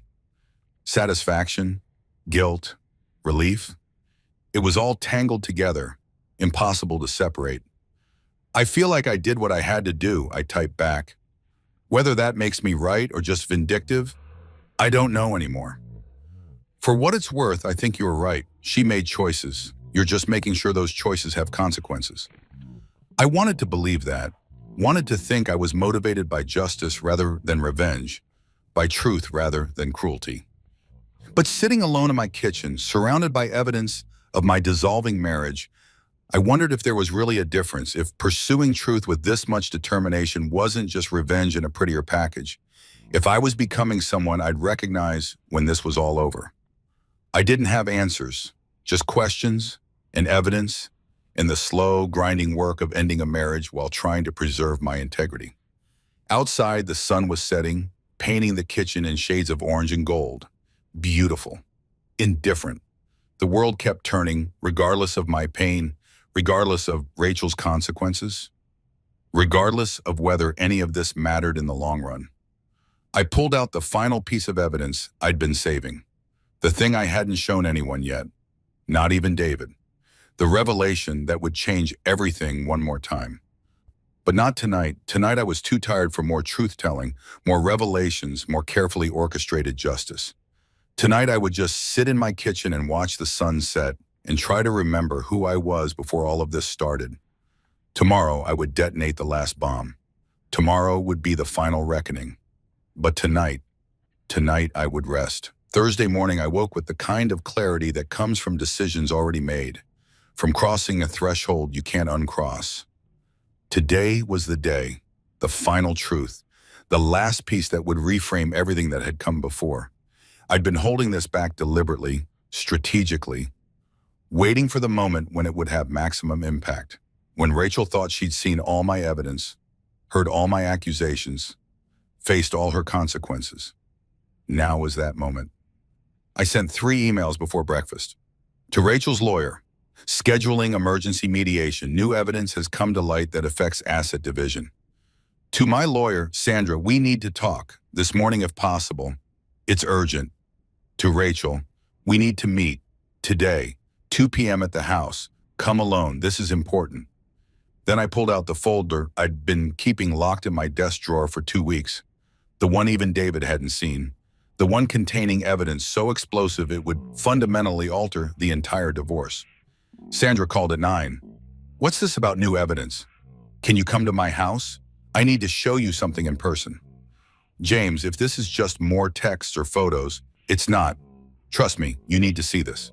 She arrived at 10, briefcase in hand, professional skepticism on her face. I led her to my office, closed the door and handed her the folder. This is a financial forensic report commissioned from a private investigator, I said. It covers Rachel's banking activity for the past 3 years. Sandra opened the folder, started reading, and her expression shifted from skeptical to shocked to something like awe. Holy shit. Keep reading. She flipped through pages, her lawyer brain processing implications faster than she could articulate them. This is, James, do you understand what this means? I understand exactly what it means. Rachel's been hiding assets, significant assets. This offshore account, these transfers, she's been systematically moving money out of your joint accounts into accounts you don't have access to for 3 years. 2 years and 8 months, according to the report. It started small, 100 here, 200 there, but it escalated. The report estimates she's hidden approximately $127,000 from the marital estate. Sandra looked up from the papers, her face pale. Have you confronted her about this? Not yet. I wanted to talk to you first. Understand the legal implications. The legal implications are significant. If she's been hiding assets during divorce proceedings, that's fraud. The court will not look kindly on this. She could lose her claim to any shared property. You could potentially get a much larger share of the marital assets. She flipped to another page. Wait, this offshore account, when was it opened? 4 years ago, before the affair started. So she's been planning an exit strategy for 4 years? Apparently. Sandra sat down heavily in my desk chair. James, this changes everything. The story about the affair, about Marcus, about her being swept up in emotion. It all falls apart when you realize she's been preparing to leave you for years. This is premeditated financial fraud. I know. And you've been sitting on this for how long? I found out 2 weeks ago. The investigator finished his report the day after Rachel signed the initial divorce papers. Why didn't you tell me immediately? Because I needed to think about what I wanted to do with the information. Because once I deployed this, there was no going back. Because I stopped, tried to articulate something I'd been feeling but hadn't named. Because this is the nuclear option, Sandra. This doesn't just end our marriage. This destroys Rachel financially, legally, possibly criminally. And I needed to be absolutely certain I was willing to do that. And are you certain? I thought about the question. About Rachel crying in our dining room. About her losing her job. About the consequences she was already facing. Thought about whether adding this to the pile was justice or just cruelty. Then I thought about the birth-controlled deception. About a year of my life spent trying to conceive a child she was actively preventing. About her planning an exit strategy for 4 years while I was planning our future. Yes, I said, I'm certain. Sandra closed the folder. Then we file an emergency motion to freeze all her accounts pending investigation of asset concealment. We amend the divorce petition to include fraud allegations, and we prepare for this to get very, very ugly. How ugly? Potential criminal charges ugly. Jail time ugly. This isn't just civil court anymore, James. If the DA gets interested in financial fraud during divorce proceedings, Rachel could be facing felony charges. The weight of that settled over me. I'd known this was serious, but hearing it articulated in terms of criminal liability made it real in a new way. I don't want her to go to jail, I said slowly.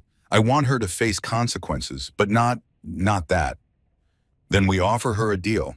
She returns all the hidden assets, accepts an amended divorce agreement heavily weighted in your favor, and we don't pursue criminal charges. She gets to walk away with something instead of nothing. That seems fair. Fair, Sandra laughed without humor. James, none of this is fair. She stole over $100,000 from your marriage while planning to leave you. Fair would be her in handcuffs. What you're proposing is mercy. Maybe, or maybe it was just exhaustion, the knowledge that pursuing maximum punishment would require more energy, more time, more of my life spent locked in combat with someone I used to love. Set up the meeting with her lawyer, I said. Show them the evidence. Give them 24 hours to respond with a settlement offer. If they don't, we file criminal complaints. You're sure about this? No, but I'm doing it anyway. Sandra left with the folder, promising to have Rachel's lawyer served with notice by end of day. I sat in my office and tried to process what I just set in motion. At 1:45, my doorbell rang. Rachel, 15 minutes early, looking nervous. You said this was important, she said when I opened the door. It is, come in. We sat in the living room, not the dining room, scene of too many previous confrontations. She perched on the edge of the couch like a bird ready to fly, and I sat across from her in the armchair that used to be ours and was now just mine. Your lawyer should be calling you any minute, I said, but I wanted you to hear this from me first. Hear what? Before I could answer, her phone rang. She looked at the screen, frowned. It's my lawyer. You should answer. She did. I watched her face cycle through confusion, shock, horror, panic. Watched her understand in real time that I'd found her secret, that the carefully constructed exit plan she'd been building for years had just collapsed. I'll call you back, she whispered into the phone, then hung up and stared at me with something like terror. You found the offshore account. I found all of it, the transfers, the hidden savings, the systematic theft of marital assets. 127,000, Rachel. You stole 127,000 from our marriage while pretending we were partners. It's not stealing. That money was mine, from bonuses, and bonuses earned during our marriage are marital property. Moving them into secret accounts is asset concealment, and doing it while we're in divorce proceedings is fraud, criminal fraud. She went white. Criminal? My lawyer is filing an emergency motion as we speak. Unless you agree to settlement terms, this goes to the DA's office tomorrow. You're bluffing. I pulled out a copy of the forensic report, slid it across the coffee table. Read it. She did. I watched the understanding dawn that I wasn't bluffing, that I had documentation, that she was in serious legal trouble. James, please. You have to understand, I was scared. I didn't know what would happen with us, and I needed a safety net, and you planned this for 4 years. 4 years of systematically stealing from me while I thought we were building a life together. I wasn't planning to leave you. I was protecting myself in case something happened. Something like an affair you'd conduct for 6 months before taking the 2-week vacation with your lover. I leaned forward. Don't lie to me anymore, Rachel. The evidence is clear. You've been preparing to leave me for years. The affair with Marcus wasn't an impulsive mistake. It was part of a long-term plan. She was crying now, makeup running, hands shaking.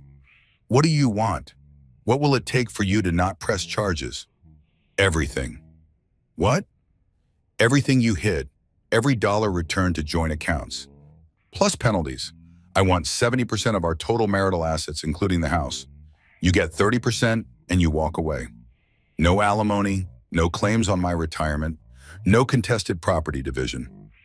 I can't agree to that. I'll have nothing. You'll have $127,000 more than you deserve, plus 30% of everything else. That's more mercy than you showed me. She stood up, paced the room like a caged animal. I can't believe you'd do this. After everything we've been through, you'd threaten me with jail time? After everything we've been through? Rachel, you spent 4 years stealing from me, 6 months sleeping with someone else, a year lying about wanting children. You've shown me exactly who you are. I'm just responding accordingly. I loved you, she said desperately. I still love you. This money thing, it was insurance. It didn't mean I wanted to leave. Stop. I stood too, met her eyes. Stop lying. To me, to yourself, to anyone who'll listen. You didn't love me. You can't love someone and systematically steal from them. You can't love someone and sleep with their coworker. You can't love someone and lie about wanting children while preventing conception. Whatever you felt for me, it wasn't love. It was convenience. It was comfort. It was having someone to pay half the mortgage while you built your escape plan. She sank back onto the couch, sobbing. I'm sorry. God, James, I'm so sorry. I never meant for any of this to happen. You meant all of it. Every transfer, every law, every choice. You just didn't mean to get caught. Her phone rang again. Her lawyer, probably with more details about the charges she was facing. She ignored it, let it ring through to voicemail. What do I do? She whispered. You take the settlement. You return the money. You accept 30 and count yourself lucky I'm not pursuing criminal charges. And Marcus? What about him? Does he know about this? About the money? I hadn't even considered that angle. I don't know. Did you tell him?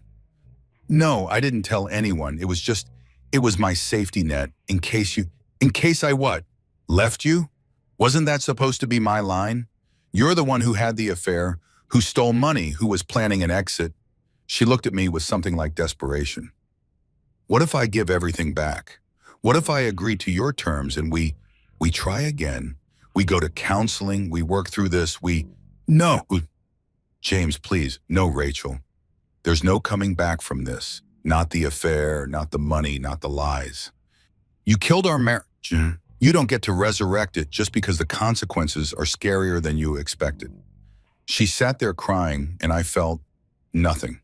No sympathy, no regret, not even satisfaction. Just emptiness. Just the hollow realization that I was looking at a stranger wearing my wife's face. You have until tomorrow at 5 p.m. to accept the settlement terms, I said. After that, we file criminal complaints and let the courts handle everything. Your choice. I walked to the door, opened it, waited for her to leave. She gathered her purse with shaking hands, walked past me without looking up. James? She paused on the threshold. When did you stop loving me? I thought about the question, about the moment I'd seen that photo from the Bahamas, about reading the text, about discovering the birth control deception, about finding the hidden accounts. Honestly, I think you stopped being lovable long before I stopped loving you. I just took a while to notice. She flinched like I'd struck her, then walked to her car. I watched her drive away one more time, probably the last time, and I felt the final thread of connection between us snap. Inside, my phone was ringing. Sandra. Her lawyer just called. They want to negotiate. Tell them my terms are non-negotiable. Full return of assets, 70-30 split, or we go criminal. James, they're asking for 48 hours to review. They have 24. This isn't a negotiation, Sandra. This is consequences. Understood. I'll let them know. I hung up and walked through my house. My house now, not ours. Looked at the furniture we'd bought together, the photos we'd taken, the life we'd built. All of it feeling like a museum now. Artifacts of something that used to exist. My phone buzzed. A text from David. You okay? Define okay, I typed back. Fair point. Want company? Not tonight, I need to sit with this. Okay, but I'm here if you need me. I set down the phone and poured myself a drink. Whiskey, neat, the expensive stuff from the back of the cabinet. Sat in my living room as afternoon faded to evening, as shadows lengthened across furniture that suddenly felt temporary.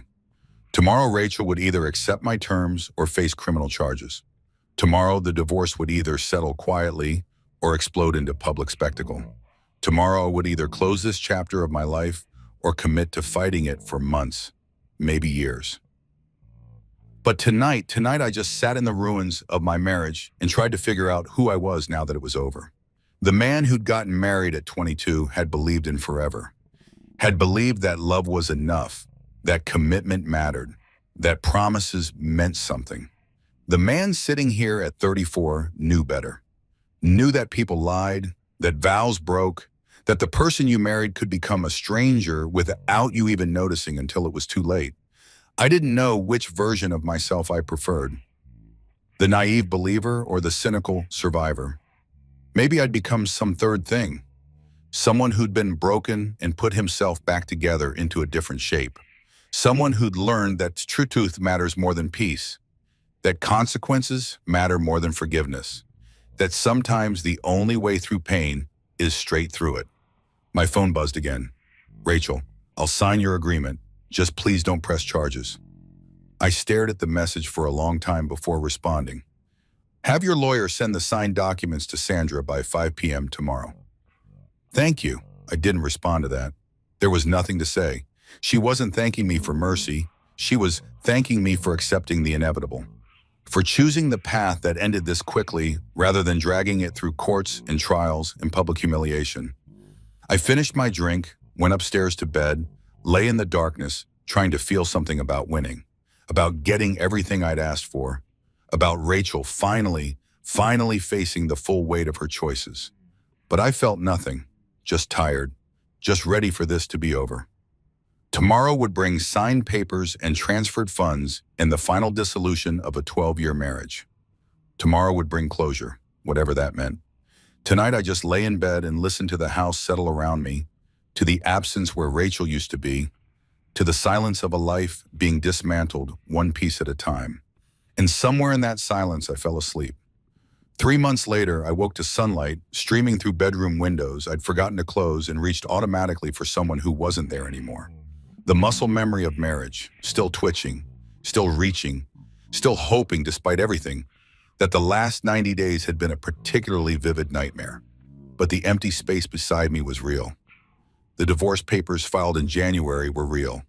The 70-30 asset split was real. Rachel's signature on settlement documents was real. The end of my marriage was as real as the morning sun. I went downstairs, my stairs now, in my house, paid for with my 70% of our assets, and made coffee in a kitchen that still felt too big for one person. Outside, February snow fell soft and silent, covering the driveway where Rachel's suitcase had once rolled, the walkway where she'd stood dripping rain and lies, the street where her car had driven away for the last time. My phone showed 2 text messages. From David, breakfast? I'm buying. From Sandra, final documents are ready for review. Stop by the office when you can. Final documents, the last administrative detail of a dissolved marriage, the period at the end of a sentence that had run on far too long. I texted David, Rosie's Diner, 9 a.m. Then I showered, dressed, and drove through snow-quiet streets to meet my best friend for breakfast and closure. David was already there when I arrived, sitting in a booth by the window, 2 cups of coffee going cold between his hands. He looked up when I slid in across from him, studied my face with the practiced eye of someone who'd been watching me barely hold it together for months. You look better, he said. I look the same. No, you actually look better. Less, he gestured vaguely at my face. Less haunted, less like you're one bad day away from a complete breakdown. Maybe I already had my breakdown and you missed it. Did you? I thought about it, about the nights I'd spent staring at ceiling cracks, the mornings I'd forgotten to eat, the weeks that had blurred together into undifferentiated grief. I don't know, maybe. Or maybe I'm still having it, just very slowly. The waitress came, Rosie herself, 60s and cigarette-voiced and kind. The usual, James? I realized I'd been coming here often enough to have a usual. Yeah, thanks, Rosie. She patted my shoulder, that universal gesture of, I heard about your divorce and I'm sorry, then went to put in my order. Everyone in town knows, I said to David. Small towns are like that. Secrets don't last. He took a sip of coffee. How does it feel? Being the wronged husband, the sympathetic victim? Exhausting. But satisfying? I considered the question. Over the past 3 months, I'd become a minor celebrity in our social circle. The man whose wife had betrayed him, who'd responded with calm dignity, who'd emerged from the wreckage with his integrity intact. People bought me drinks, offered sympathy, treated me like I'd survived something heroic. I don't know about satisfying, I said finally. Validating, maybe. Everyone knows the truth now. Everyone knows what Rachel did. But it doesn't. I stopped, tried to articulate something I'd been feeling. It doesn't make me feel better. It just makes me feel confirmed. Like, yes, I was right to be hurt. Yes, she was wrong. But that confirmation doesn't heal anything. It just makes the wound official. David nodded slowly. Have you heard from her since the settlement? Once, she emailed to ask about splitting up the last of our shared possessions. I told her to keep whatever she wanted, that I didn't care anymore. And did you care? No, they're just things. Furniture and kitchen appliances and photos from a life that doesn't exist anymore. She can have all of it. My breakfast arrived, pancakes I'd ordered out of habit and wouldn't finish. I pushed them around the plate while David watched with the patience of someone who'd spent 3 months watching me not eat. Sandra said the final documents are ready, I said. The divorce is final? Officially final as of February 1st. I'm technically single again. I tried the word out, felt it sit wrong in my mouth. Single. After 12 years of being half of a couple, I'm just me, unattached, alone. You're not alone. You have friends, family, a whole support network of people who I know, and I'm grateful.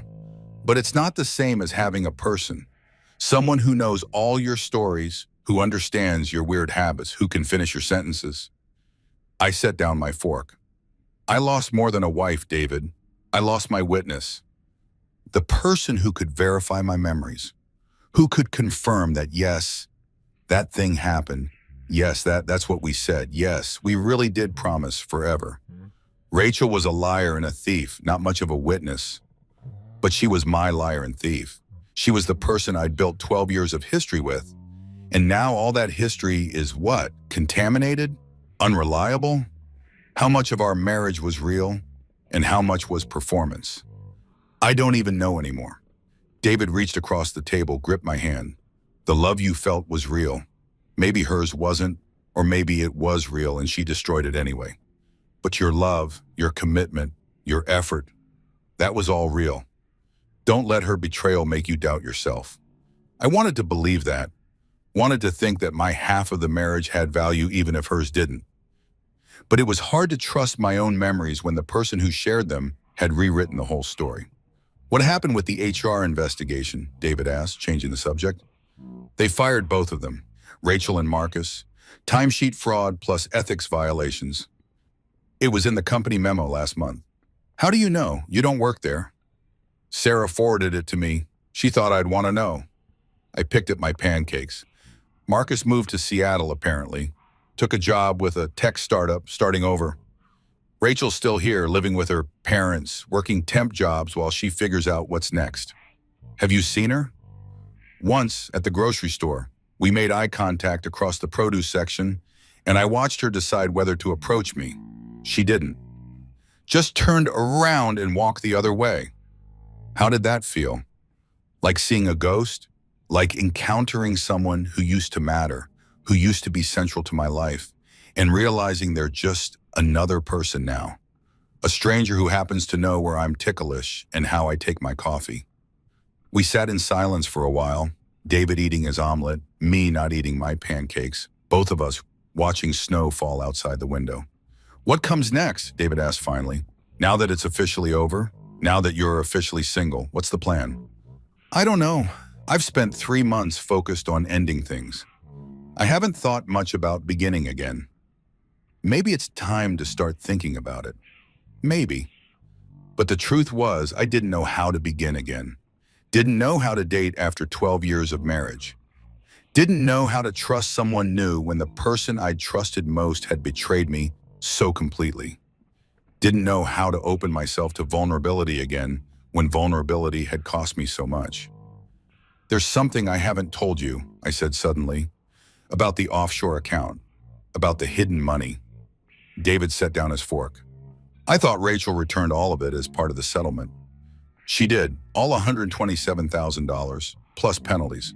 But there was more. More? The forensic investigator found additional accounts, smaller ones, harder to trace. Another $43,000 scattered across various institutions. Money Rachel had been hiding for even longer. Did you confront her about it? No, I documented it, showed it to Sandra, and we decided to let it go. David stared at me.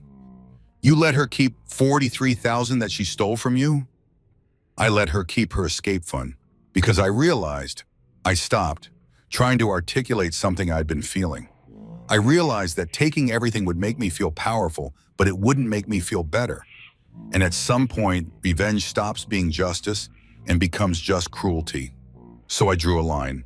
She returned the money she hid during our marriage. She accepted the 70-30 split. And I let her keep the accounts I legally could have claimed but morally felt belonged to her fear more than my anger. James, that's incredibly mature. Or incredibly stupid, I'm not sure which. It's both, but mostly it's you choosing to be the person you want to be instead of the person the situation tried to make you. Maybe. Or maybe I was just tired of fighting. Tired of evidence and accusations and carefully deployed truths. Tired of winning battles that left me feeling hollowed out instead of vindicated. We finished breakfast, David eating, me picking, and walked out into February snow that was already turning to slush. He hugged me goodbye in the parking lot, that brief masculine embrace that communicated everything words couldn't. You're going to be okay, he said. I know it doesn't feel like it yet, but you will be. How do you know? Because you're already okay. You just haven't noticed yet. I drove to Sandra's office, signed the final documents that officially ended my marriage, accepted her congratulations that felt more like condolences. Then I drove home through streets that were starting to look familiar again, through a town that was slowly becoming mine instead of ours. At home, I walked through rooms that I'd finally finished reorganizing. New furniture in the living room, fresh paint in the bedroom, photos on the walls that showed my life before Rachel, my life after Rachel, but nothing from the 12 years in between. It was like our marriage had never happened, like I'd erased it from the record. Except I couldn't erase it from myself. Couldn't undo 12 years of growth and change. Couldn't unknow the things I'd learned about love and betrayal and trust. Couldn't become again the man I'd been at 22, naive and hopeful, and certain that promising forever meant something. That man was gone, replaced by this one. Harder, clearer, more careful. Someone who'd learned that people lie, that promises break, that forever is just a word people say when they mean for now. So I sat in my living room and looked at the space where Rachel used to be. The couch we'd picked out together, now replaced. The TV we'd watched, now sold. The coffee table where she'd signed divorce papers, now gone. Everything physical was gone, but the shape of her remained. Negative space. The outline of what used to be there, visible only by its absence.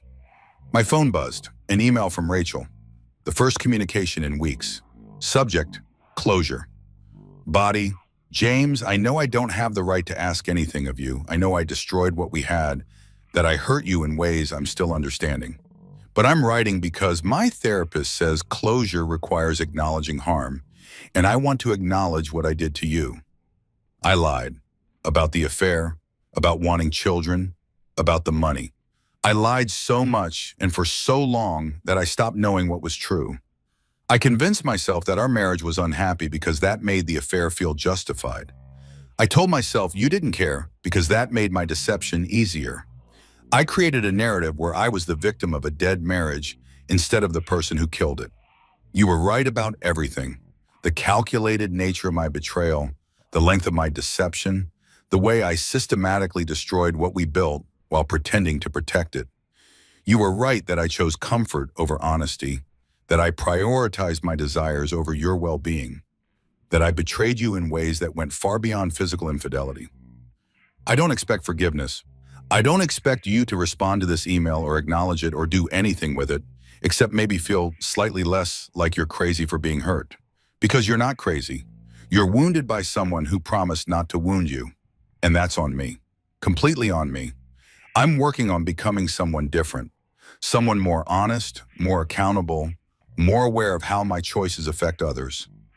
I don't know if I'll succeed, but I'm trying. I hope you find happiness. Real happiness. With someone who deserves your trust and honors your faith. You're a good man, James. You deserved a better wife than I knew how to be.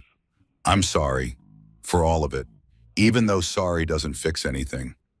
Rachel, I read it 3 times, looking for manipulation, for hidden agendas, for some ulterior motive beyond what it claimed to be.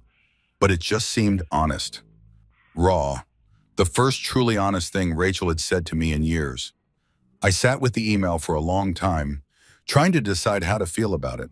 Satisfied that she'd finally admitted everything? Angry that it took divorce for her to be truthful? Sad that this apology came 3 months too late to matter? Finally, I closed the email without responding. Because she was right. Sorry didn't fix anything. It didn't undo the betrayal, didn't restore the trust, didn't erase the year I'd spent trying to conceive a child she was preventing.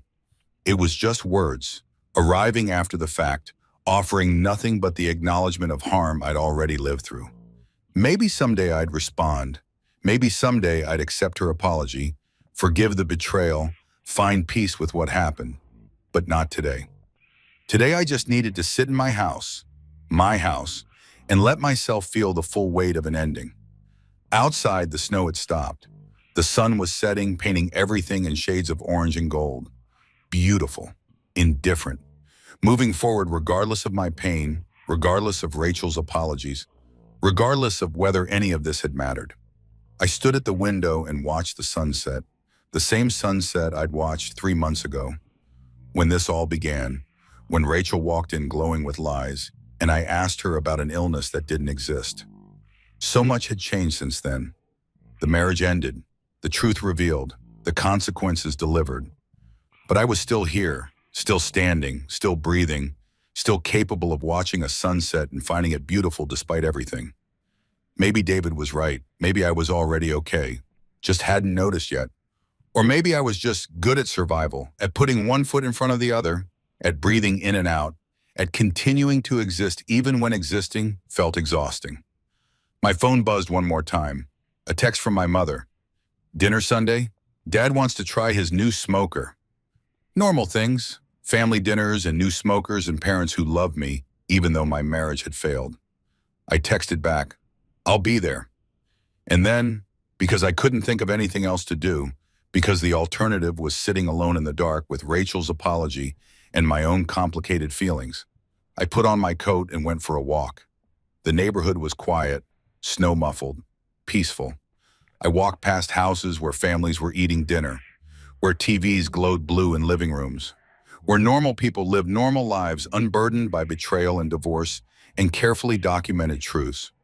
I walked until my fingers were numb and my face was cold and the sun had fully set, until I couldn't feel anything except the physical sensation of moving through space, of existing in a body that would continue regardless of heartbreak. And somewhere during that walk, I made a decision. I would survive this, not just endure it or get through it, actually survive it, come out the other side changed but intact, scarred but standing. I would let Rachel's apology exist without responding to it, would let her guilt be her burden instead of my obligation to absolve. I would stop checking my phone for messages from her, would stop wondering what she was doing or who she was becoming. I would begin the work of building a new life, not built in reaction to the old one, but constructed deliberately, carefully, with the wisdom earned from watching the previous version burn down. I would be okay, eventually, in ways I couldn't predict or control, but first I would be not okay. I would feel everything: the grief, the anger, the betrayal, the loss. I would stop compartmentalizing and controlling and managing, and I would just feel. I walked home through the dark, let myself into my house, and sat down at my kitchen table. And for the first time in 3 months, I cried, not quiet tears or controlled grief, actual sobbing, the kind that shakes your whole body and sounds embarrassing and doesn't care who hears. I cried for the marriage I'd lost, and the wife I'd loved, and the future I'd imagined. I cried for the man I'd been at 22, hopeful and trusting, and the man I'd become at 34, cynical and careful. I cried for 12 years of history that would never be redeemed, for promises that meant nothing, for the particular loneliness of being single after being half of a couple. I cried until I couldn't cry anymore, until I was empty and exhausted and maybe, finally, ready to start over. And then I went to bed, in my house, in my life, in my future that was terrifying and uncertain and completely, utterly mine. Outside, the world kept turning. Inside, I kept breathing. And that, I told myself, was enough. For now, it was enough. My wife's phone rang. I answered, thinking it was work. A man whispered, "You left your underwear here again." I stayed silent. He giggled, "I love you so much." I quickly ended the call. The voice? IT wasn't a stranger. It was family. You know how they say life can change in an instant? Yeah, well, whoever came up with that gem of wisdom clearly had a crystal ball, because mine went from suburban dad bliss to Jerry Springer episode faster than you can say plot twist from hell. There I was, doing what every red-blooded American husband does on a Tuesday evening, standing at the kitchen sink like some domesticated caveman, scrubbing the remnants of our family dinner off plates that cost more than my first car. The kids had demolished their mac and cheese like tiny Vikings, leaving behind a battlefield of orange cheese dust and the kind of mess that makes you question your life choices. But hey, that's parenthood for you. Equal parts joy and wondering why you didn't invest in paper plate stock. My wife Sarah had bounced out about 20 minutes earlier, muttering something about needing milk and bread from the store. Classic grocery store run that somehow always turns into a 2-hour expedition involving organic kale, artisanal sourdough, and whatever Pinterest told her we absolutely couldn't live without this week. She'd left her phone sitting on the granite counter like it was radioactive waste, which, let me tell you, should have been my first red flag. Sarah and her iPhone had a relationship more committed than most marriages. The woman checked that thing more often than a teenage girl stalking her crush's Instagram. So there I am, elbow deep in sudsy water, when her phone starts buzzing like an angry wasp trapped in a jar. The caller ID just showed a number, no name, no photo of some soccer mom from the PDA or her sister calling to complain about her latest dating disaster. Just digits. Cold, anonymous digits that somehow felt wrong from the get-go. Now, normally I wouldn't touch Sarah's phone with a 10-foot pole. Not because I'm some saint or anything, but because the last time I accidentally answered it, I got stuck in a 40-minute conversation with her cousin about her cat's digestive issues. Trust me, there are some things you can't unhear, and Whisker's bowel movements top that list. But something about this call felt different. Maybe it was the persistent buzzing, or maybe it was that little voice in the back of my head. You know, the one that usually tells you not to eat gas station sushi or trust politicians. Whatever it was, I found myself drying my hands on the dish towel and reaching for the phone. "Hello?" I said, trying to sound casual, like I answered my wife's phone all the time instead of treating it like it might explode if I looked at it wrong. What came next wasn't the cheerful voice of Sarah's book club asking about next week's meeting, or her boss wondering if she could cover an extra shift. No, what I heard was a man's voice, low and intimate, dripping with the kind of familiarity that made my stomach drop, like I'd just missed the last step on a flight of stairs. "You left your underwear here again." The words hit me like a freight train loaded with WTF. My brain did that thing where it tries to process information that doesn't compute, like when you see a stop sign that's blue instead of red. This had to be a wrong number. Had to be. Because the alternative was that some dude was talking to my wife about her underwear, and that thought made me want to punch something expensive. But then came the soft giggle. Not a nervous laugh or an oops, wrong number chuckle. This was the kind of laugh that said secrets, that said inside jokes, that said things I really didn't want to think about. It was followed by 3 little words that might as well have been delivered by a wrecking ball to my chest. I love you so much. My grip on the phone tightened until I thought the screen might crack under the pressure. My ears were burning like someone had set them on fire, and I could feel my pulse hammering in my temples. The voice on the other end wasn't done, either. There was more, something about missing her, about when they could see each other again, about how he couldn't wait to hold her. I hung up. Just straight up ended the call like I was hanging up on a telemarketer trying to sell me extended car warranties. But unlike those calls, this one didn't leave me feeling victorious. Instead, I stood there staring at Sarah's phone like it had just grown fangs and started hissing at me. The device sat there on the counter, innocent as a sleeping baby, giving no indication that it had just delivered the kind of news that makes grown men question everything they thought they knew about their lives. The screen went dark, but I kept staring at it, waiting for it to ring again, dreading that it might, hoping that it wouldn't. My mind was racing faster than a NASCAR driver on Red Bull. This had to be a mistake. Had to be. Maybe it was a prank call. Maybe it was some kid with too much time on his hands and a sick sense of humor. Maybe it was a wrong number, and some poor bastard somewhere was wondering why his girlfriend wasn't answering her phone. But deep down, in that place where your gut lives and tells you uncomfortable truths you don't want to hear, I knew better. The voice wasn't that of a stranger. It wasn't some random dude who dialed the wrong number. No, this voice had something that made my blood run cold: familiarity. Not just the familiarity of someone Sarah knew, but someone I knew. The inflection, the way he said certain words, even that damn laugh, they all triggered something in my memory that I wasn't ready to face. I set the phone down carefully, like it might explode if I moved too fast. My hands were shaking, and I realized I was holding my breath. The kitchen suddenly felt too small, too quiet, too normal for what had just happened. The half-washed dishes in the sink, Chloe's drawings stuck to the refrigerator with magnets shaped like farm animals, the grocery list Sarah had written in her neat handwriting. Everything looked the same, but nothing would ever be the same again. That's when it hit me like a punch to the gut. I was standing in my own kitchen, in my own house, holding my own wife's phone, and I'd just heard another man tell her he loved her. The American dream had just turned into the American nightmare, complete with a soundtrack of my own heartbeat drowning out the hum of the refrigerator. You know what they say about sleeping dogs? Well, whoever came up with that brilliant piece of wisdom clearly never had their entire world flipped upside down by a phone call. Because let me tell you, when you suspect your wife is cheating on you with your own flesh and blood, sleep becomes about as elusive as finding a decent pizza in a gas station.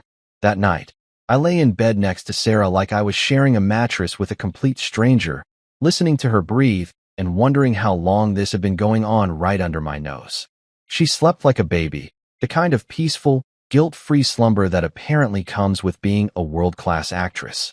Meanwhile, I was staring at the ceiling like it held the answers to life's greatest mysteries, my mind running through scenarios that would make a soap opera writer jealous. Every little sound she made, every shift in her breathing, every unconscious movement had me analyzing like I was some kind of bedroom detective. When morning finally crawled around, and trust me, it took its sweet time, I decided to channel my inner Sherlock Holmes. Not the brilliant deduction part, mind you, but the obsessive investigation part. If Sarah was playing games, then two could play that particular sport. Time to test the waters and see just how deep this deception went. I started small, like a fisherman testing the current before casting the big line. Over coffee and toast that tasted like cardboard mixed with betrayal, I threw out some casual questions. You know, the kind of innocent spousal interrogation that happens in kitchens across America every morning. Except usually it's about who forgot to take out the trash, not who's sleeping with the enemy. So what's your day looking like? I asked, watching her face over my coffee mug like I was studying for a final exam in advanced bullshit detection.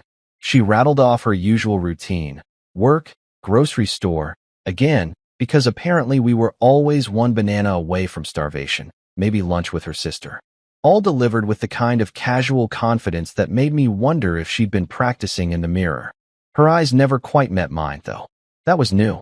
Sarah had always been the type to maintain eye contact during conversations, even when she was telling me about her day at the DMV or describing some reality TV drama I couldn't care less about.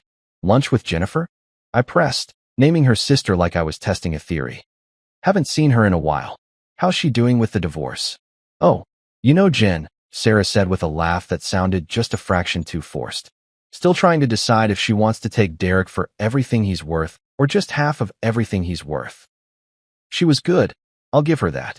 The response was perfectly Sarah, complete with the kind of casual sister gossip that usually made my eyes glaze over. But there was something off about the timing, like she'd paused for just a millisecond too long before answering. Or maybe I was becoming one of those paranoid husbands who sees conspiracy theories in their wife's breakfast choices. Throughout the day, I found myself becoming the kind of guy I used to make fun of, checking her location on the Find My Friends app like some kind of digital stalker, noting when she was online versus when she said she was in meetings, mentally cataloging every detail that seemed even slightly out of place. It was exhausting and pathetic and necessary all at the same time. The real test came that evening when our 6-year-old daughter Chloe was at the kitchen table, tongue sticking out in concentration as she worked on her math homework. Addition and subtraction problems that seemed laughably simple compared to the emotional calculus I was trying to figure out in my own head. There's something beautifully innocent about watching a kid struggle with what's 7 plus 5, when you're sitting there trying to solve what's marriage plus betrayal divided by family dysfunction. Sarah's phone buzzed on the counter, the same counter where it had delivered yesterday's bombshell. This time, though, I was ready. I watched Sarah's reaction like a hawk studying a mouse, looking for any telltale signs of guilt or excitement or whatever emotion people feel when their secret lover sends them a text. She glanced at the phone, and for just a split second, I swear I saw something flicker across her face. Not quite a smile, not quite relief, but something. Then she looked at me, caught me watching her, and that something vanished faster than free samples at Costco. Work, she said, holding up the phone like it was evidence in her defense. Steve wants to know if I can cover the morning shift tomorrow. Steve was her manager, a guy in his 50s who wore polo shirts tucked into khakis and talked about golf like it was a religion. The most exciting thing Steve had probably ever done was order the spicy mustard instead of regular. If Steve was texting Sarah at 8 o'clock at night about shift coverage, then I was the Queen of England. On a Tuesday night, I asked, keeping my voice casual while my internal BS detector started shrieking like a smoke alarm. That's late for Steve to be thinking about scheduling. Sarah's response was a perfect example of what I was starting to recognize as her new normal. Just plausible enough to be believable, just vague enough to avoid details that could be checked later. You know how he is about planning ahead, she said with an eye roll that would have won her an Emmy if this was a performance. Plus, Janet called in sick, and he's probably panicking about coverage. She texted back quickly, her fingers moving across the screen with the kind of practiced efficiency that comes from frequent use. Then she set the phone face down on the counter, another new habit I'd started noticing. The old Sarah used to leave her phone face up, screen visible, like she had nothing to hide. This new Sarah treated her phone like it was classified government documents. Mommy, can you help me with this one? Chloe's voice cut through the tension like a knife through butter, reminding me that in the middle of this adult disaster, there was still a little girl who needed help with homework and bedtime stories and all the normal parent stuff that keeps the world spinning. Sarah immediately shifted into mom mode, all warmth and patience as she helped Chloe work through a particularly tricky subtraction problem. Watching them together, Sarah's genuine smile as she praised Chloe for getting the right answer, Chloe's giggle when Sarah made a joke about numbers being sneaky, made my chest ache in ways I couldn't describe. This was my family. These were the people I'd built my whole adult life around. And somewhere in the middle of homework help and bedtime routines, the foundation had started cracking without me noticing. The worst part was watching Sarah slip seamlessly between roles, devoted mother 1 minute, potential cheating wife the next, all while maintaining the kind of performance that would make Broadway stars jealous. They say the devil's in the details, but whoever came up with that gem clearly never went through their cheating wife's personal belongings while she was belting out show tunes in the shower. Because let me tell you, the devil isn't just in the details. He's practically running a damn headquarters operation complete with receipts, bank statements, and enough evidence to make a divorce attorney's eyes light up like slot machines hitting jackpot. The next morning started like every other morning in our picture-perfect suburban life. Sarah hummed while making coffee. Actual humming. like some kind of Disney princess who'd just discovered woodland creatures could do her hair. She kissed me goodbye with the same lips that had probably been whispering sweet nothings to someone else, grabbed her purse, and headed off to what she claimed was work, but could have been a CIA black ops site for all I knew at this point. The sound of her car pulling out of the driveway was my starting gun. I'd never been the snooping type. Hell, I used to make fun of those paranoid husbands on TV who went through their wives' stuff like amateur forensic investigators. But life has a funny way of turning you into exactly the kind of person you used to mock, usually right around the time your world implodes like a controlled demolition. I started with her purse, which she'd left sitting on the kitchen counter like some kind of leather landmine. Sarah's purse was legendary in our household, a black hole of receipts, expired coupons, lip balms, and enough random crap to stock a convenience store. Chloe used to joke that Mom's purse was bigger than her backpack, and she wasn't wrong. Digging through it felt like archaeological excavation, except instead of discovering ancient civilizations, I was uncovering evidence of modern betrayal. Receipt after receipt, all neatly folded and stuffed into various compartments like she was keeping records for the IRS. But these weren't receipts for groceries or gas or the usual domestic expenses that married couples rack up, like participation trophies. No, these were receipts for places I'd never been, restaurants I'd never heard of, located in parts of town that might as well have been on Mars for all the time I'd spent there. High-end places too, the kind of joints where appetizers cost more than our usual dinner for four, and the waiters probably have graduate degrees in wine pairing. La Bernardine. I read off one receipt, trying to pronounce it like I hadn't failed high school French. $67 for lunch. $67 for lunch. I could feed my family for 2 days on $67, and Sarah was dropping that kind of cash on what the receipt described as pan-seared halibut with truffle risotto. The same woman who complained when I suggested we splurge on name-brand cereal was apparently living it up like some kind of Food Network celebrity. But that was just the appetizer, pun intended. The main course came when I found the hotel receipts tucked away in a side pocket like dirty little secrets.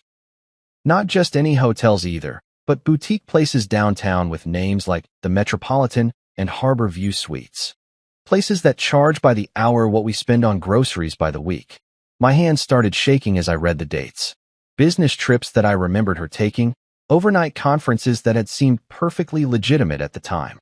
Except now I was looking at evidence that these conferences involved room service champagne and Egyptian cotton sheets instead of PowerPoint presentations and continental breakfasts. The kicker? Some of these receipts were signed by someone else. Not Sarah's neat, careful signature that I'd seen on birthday cards and mortgage documents, but a man's handwriting. Sloppy, confident strokes that spelled out a name I recognized from family Christmas cards and wedding invitations. Marcus, my own goddamn brother. Seeing his name on those receipts was like getting punched in the gut by reality wearing brass knuckles. This wasn't some stranger sweeping my wife off her feet with romantic dinners and luxury hotels. This was my brother, the same guy who used to give me wedgies and steal my lunch money, who'd borrowed $5,000 from me last year to get back on his feet after his own divorce. I moved on to her dresser, rifling through drawers that used to be off limits not because they were forbidden, but because they were boring. Underwear, socks, the usual collection of female necessities that I'd never paid attention to because, frankly, my wife's sock drawer wasn't exactly riveting entertainment. But now everything was evidence. I found a jewelry box tucked away behind her winter sweaters. Not the jewelry box that sat on top of the dresser with the rings and necklaces I'd given her over the years, but a smaller one, hidden away like contraband. Inside was a bracelet I'd never seen before, delicate and expensive looking, with a charm that had an inscription too small to read without squinting. M+S forever. M+S. Marcus plus Sarah. Forever. I wanted to throw the damn thing across the room, but instead I just sat there on the edge of our bed. The bed we'd picked out together, the bed where we'd conceived our daughter, the bed where we'd had countless conversations about our future, holding evidence of my wife's affair with my brother like it was radioactive waste. The financial records were stored in a filing cabinet in what Sarah optimistically called our home office, but was really just a spare bedroom with a desk and a computer that we used to pay bills and store Christmas decorations. Sarah was meticulous about record keeping, a trait I'd always appreciated during tax season, but now made my investigation embarrassingly easy. Bank statements going back months told a story that made my chest tighten with each page. Regular withdrawals, always in cash, always in amounts that wouldn't trigger any automatic alerts but were too large to be lunch money. Monthly transfers to an account I didn't recognize, labeled simply as personal expenses in Sarah's neat handwriting. But the real smoking gun was buried in a folder marked miscellaneous, because apparently that's where you file evidence of your secret life. Transfer records to an account under Marcus's name. Not loans, not gifts, but regular payments with memo lines that made my blood run cold. Hotel expenses, dinner reimbursement, weekend getaway. My wife wasn't just having an affair with my brother. She was financing it. Using our joint savings, money we'd set aside for Chloe's college fund and family vacations, to pay for romantic rendezvous with the man who'd stood up at our wedding and toasted our eternal happiness. You know that moment in horror movies when the protagonist knows they should run, but instead they creep deeper into the haunted house. Well, turns out real life has its own version of that scenario, except instead of ghosts and demons, you're dealing with text messages and phone logs that are about to destroy everything you thought you knew about your marriage. And just like those movie characters, I knew I should stop digging, should preserve what little sanity I had left, but I couldn't help myself. I needed to see how deep this rabbit hole went, even if it led straight to hell.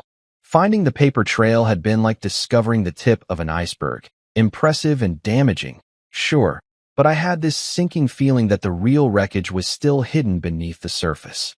The smoking gun, the absolute proof that would turn my suspicions from paranoid husband territory into cold, hard, divorce court-ready evidence, was sitting right there in Sarah's phone. The same phone that had started this whole nightmare, now taunting me from the kitchen counter like some kind of digital Pandora's box. The opportunity came when Sarah announced she was taking a shower, one of those luxurious, 20-minute affairs that involved enough steam to rival a sauna and more beauty products than a department store cosmetics counter. She'd left her phone charging on the nightstand, face down as usual, like it was trying to hide from me. My heart was pounding like I was about to defuse a bomb instead of just checking my wife's text messages. Funny how betrayal turns you into a criminal in your own home, skulking around like some kind of domestic spy while your daughter watches cartoons downstairs and your wife scrubs away whatever guilt she might actually feel about destroying your family. I picked up the phone with hands that were shaking worse than a paint mixer at Home Depot. Sarah had never been big on security. Her passcode was Chloe's birthday, because apparently she thought potential phone thieves wouldn't be able to guess that the woman with family photos plastered all over her lock screen might use her kid's birth date as a password. Under normal circumstances, her trusting nature was one of the things I loved about her. Right now, it was making my investigation easier than it had any right to be. The phone unlocked on the first try, and I was immediately hit with a wallop of notifications that made my stomach drop like a stone thrown off a bridge. Missed calls, unread texts, voicemails, all from numbers I didn't recognize and some that I did. But it was the messaging app that really caught my attention, showing preview texts that made my blood run cold even in their truncated form. Can't wait to see you again. Last night was incredible. When can we? I opened the Messages app like I was handling live explosives, half expecting the phone to burst into flames or start screaming accusations at me. What I found was worse than anything I'd imagined during my sleepless night of paranoid speculation. Deleted conversations. Lots of them. Sarah had been cleaning house, wiping away evidence like she was some kind of digital janitor. But here's the thing about technology. It's both a blessing and a curse. Sure, she could delete the conversations, but she couldn't delete the fact that they'd existed in the first place. The phone kept records, little breadcrumbs of digital infidelity that painted a picture clearer than any Renaissance masterpiece. Thread after thread of deleted conversations, all with the same contact.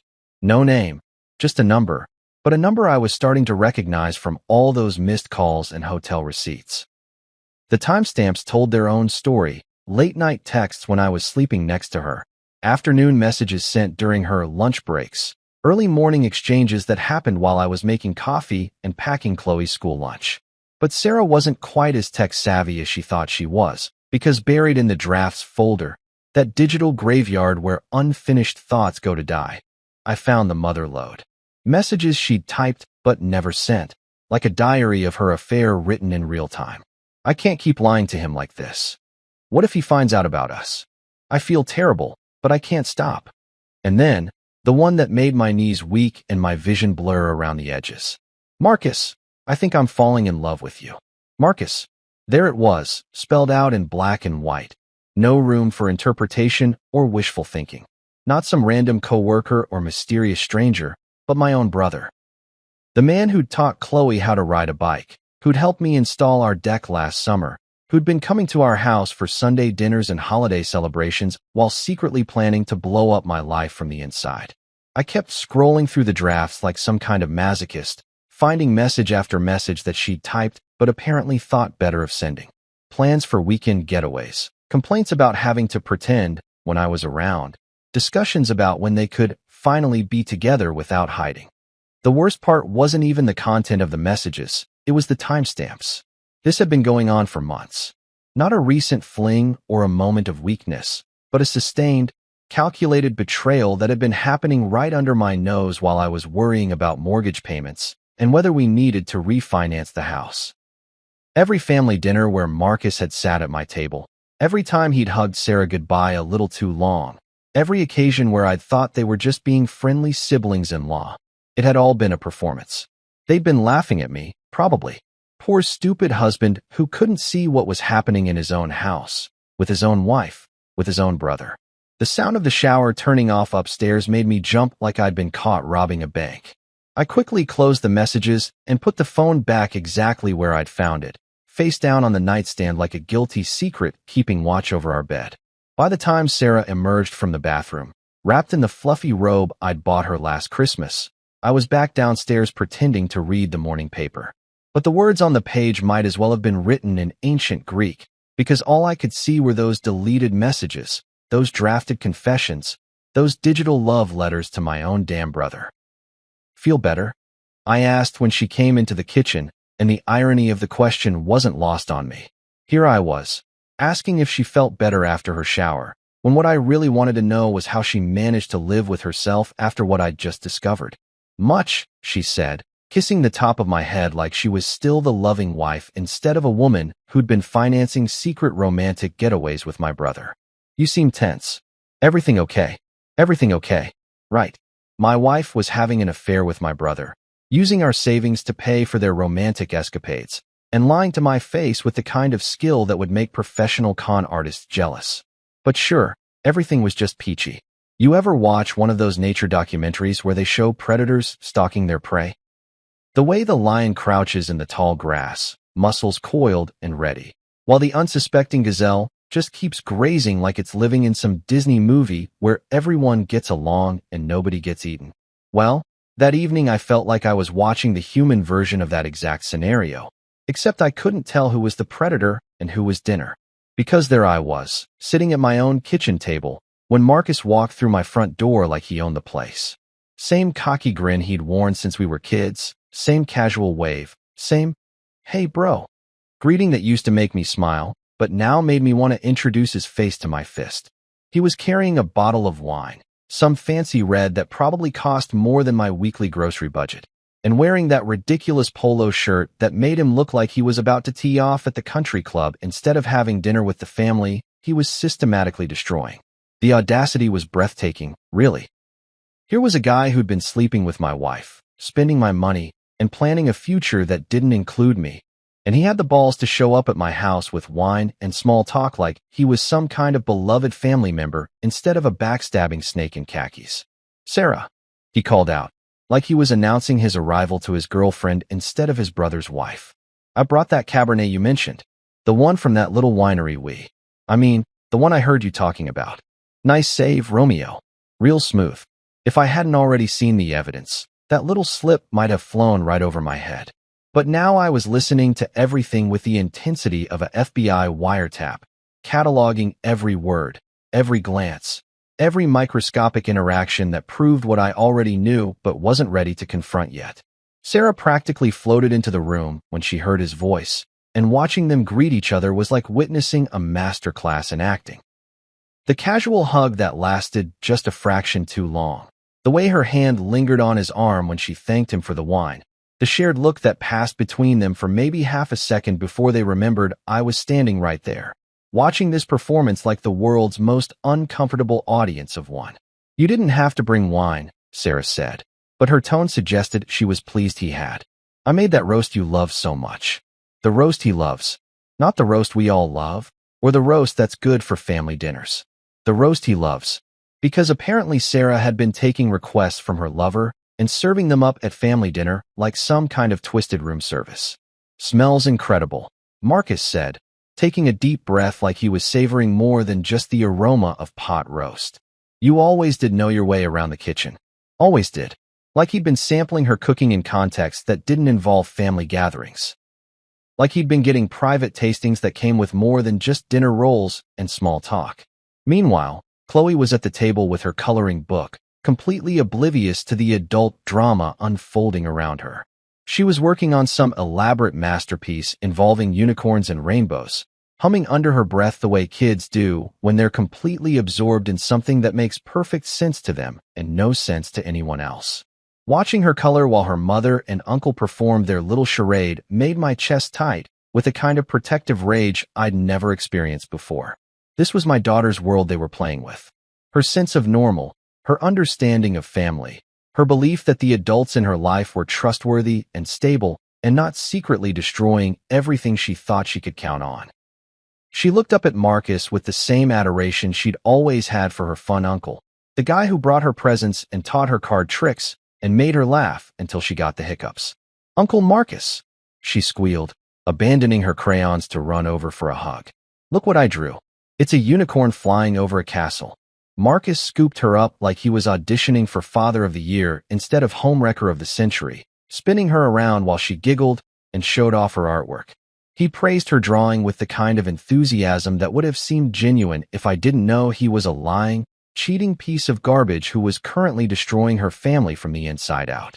"That's amazing, kiddo," he said, setting her down and examining the drawing like it was headed for the Louvre. "You're getting so good at staying in the lines. Pretty soon you'll be better than all those famous artists." Chloe beamed with pride, and I wanted to grab her and run. Just pick up my daughter and get her as far away from this toxic performance as possible, somewhere she wouldn't have to find out that Uncle Marcus was the reason Mommy and Daddy were going to get divorced. Somewhere she could keep believing that families stayed together and adults told the truth and unicorns were the most complicated thing she'd have to worry about. Dinner was a special kind of torture that should probably be studied by psychologists as a new form of enhanced interrogation. There we all were, sitting around the table like some Norman Rockwell painting of American family values, while I tried not to choke on my food and my rage simultaneously. Sarah served the meal with the kind of domestic pride that would have been sweet if it wasn't all part of her elaborate deception. Marcus complimented everything from the seasoning on the roast to the way she'd arranged the vegetables, and Sarah glowed under his praise like a teenager with her first crush. I sat there cutting my meat and plotting various scenarios that ranged from confronting them both right there at the dinner table to quietly documenting everything for the inevitable custody battle.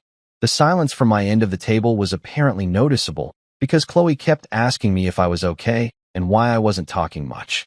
"Daddy's just tired, sweetheart," Sarah explained, reaching over to pat my hand in what probably looked like wifely concern but felt like a patronizing dismissal. "He's been working really hard lately." Working hard. Right. While I'd been working hard to provide for our family, she'd been working hard to betray it. The irony was so thick you could cut it with the same knife I was currently gripping a little too tightly. There's something about putting a 6-year-old to bed that makes you realize how fragile innocence really is. Chloe's bedtime routine was sacred in our house. The same sequence of teeth brushing, pajama selection, and story time that had been our nightly ritual since she was old enough to have opinions about which stuffed animals needed to sleep on the bed versus which ones could handle floor duty. That night, as I read her Goodnight Moon, for probably the 1,000th time, her little hand curled in mine. I felt like I was saying goodbye to more than just another day. She fell asleep to the sound of my voice telling her about the quiet old lady whispering hush, completely unaware that downstairs, her mother was probably whispering entirely different things to her uncle. The thought made my stomach churn as I kissed her forehead and turned off her night light, leaving her to dream about whatever 6-year-olds dream about, Probably unicorns and ice cream, in a world where the adults in her life don't lie to each other with the skill of professional con artists. When I came back downstairs, Marcus had finally left. Thank God, because I'm not sure I could have maintained my composure much longer. The guy had spent the entire evening acting like he was doing me some kind of favor by gracing us with his presence, telling stories and cracking jokes, and playing the role of beloved family member, while I sat there knowing he'd been playing an entirely different role when I wasn't around. Sarah was in the kitchen loading the dishwasher, humming the same tune she'd been humming all week. Probably some song he'd introduced her to during one of their romantic rendezvous. The sight of her there, looking so domestic and innocent, made something inside me finally snap. All the evidence, all the lies, all the late-night phone calls and secret bank transfers and deleted text messages, it all came rushing back like a dam bursting. I cornered her between the kitchen island and the sink, not physically threatening, but definitely blocking any easy escape routes she might have been considering. The fluorescent light above the sink cast harsh shadows across her face, making her look like a stranger, which, I was beginning to realize, she basically was. "We need to talk," I said, and even to my own ears, my voice sounded different. Colder, like someone had replaced my usual tone with something that belonged in a courtroom or a police interrogation room. Sarah looked up from the plate she was rinsing, and for just a moment, I saw something flicker across her face. Not surprise exactly, but the kind of wariness that comes when you know you've been caught, but you're not sure how much the other person knows. "Sure," she said, trying to sound casual while her hands kept moving dishes around like she was rearranging deck chairs on the Titanic. "What's on your mind?" "What's on my mind? Jesus, where did I even start?" The phone call that had started this whole nightmare? The hotel receipts with my brother's signature? The bank transfers funding their romantic getaways? The deleted text messages declaring her love for the man who'd stood up at our wedding? "Yesterday," I said, watching her face like I was studying a map to buried treasure, "when you were at the store. Your phone rang." The plate in her hand slipped just slightly, barely noticeable unless you were watching for exactly that kind of tell. She recovered quickly, setting it in the dishwasher with the kind of careful precision that screamed guilt louder than any confession. "Oh," she said, and the single word was so loaded with false innocence it should have come with a warning label. "Who was it?" "That's what I'm hoping you can tell me," I said, stepping closer. Close enough to see the tiny muscle in her jaw twitching, close enough to smell the perfume she'd started wearing recently. Something expensive and unfamiliar that definitely hadn't come from the drugstore where she usually bought her beauty supplies. I answered it. I continued, letting each word drop like stones into still water. "Someone called looking for you." "A man." Sarah's face went through a series of micro-expressions that would have been fascinating to watch under different circumstances. Confusion, then recognition, then something that looked almost like relief before settling on indignation. The default emotion of people who've been caught red-handed but are going to try to brazen their way out of it anyway. "You answered my phone," she said, and the way she said it, you'd think I'd committed some kind of cardinal sin instead of just picking up a ringing device in my own kitchen. That's a violation of privacy." Privacy? The woman who'd been financing secret affairs with our joint bank account wanted to lecture me about privacy. The irony was so thick you could practically taste it. "Privacy," I repeated, letting the word hang in the air between us like a bad smell. "That's interesting. You want to talk about privacy while some guy is calling you about your underwear?" Her face flushed red, then drained white, then flushed red again like she couldn't decide which shade of guilt worked best with her complexion. She opened her mouth, probably to launch into some elaborate explanation involving wrong numbers and mistaken identity, but I cut her off before she could spin another web of bullshit. "He said he loved you, Sarah." Those were his exact words. "I love you so much." And you know what? I recognized his voice. That's when her whole performance finally cracked. The indignation crumbled, the false confusion evaporated, and what was left was just my wife, the woman I'd promised to love and cherish and protect, looking at me with the kind of trapped animal expression that comes when you realize the jig is finally up. "It's not what you think," she said, which has to be the most predictable line in the history of marital confrontations. Right up there with "we're just friends," and "it didn't mean anything." "Then tell me what it is," I said, leaning against the counter with my arms crossed. trying to look casual while my heart hammered against my ribs like it was trying to escape. Because from where I'm standing, it looks like my wife is having an affair, and the man she's having it with sounds suspiciously familiar. Sarah's eyes darted around the kitchen like she was looking for backup that wasn't coming. Her hands were shaking as she closed the dishwasher, and I could practically see the wheels turning in her head as she tried to figure out how much I actually knew versus how much I was guessing. "I never meant for this to happen," she finally whispered, and those 6 words confirmed everything I'd suspected but had been desperately hoping was wrong. The silence that followed was deafening.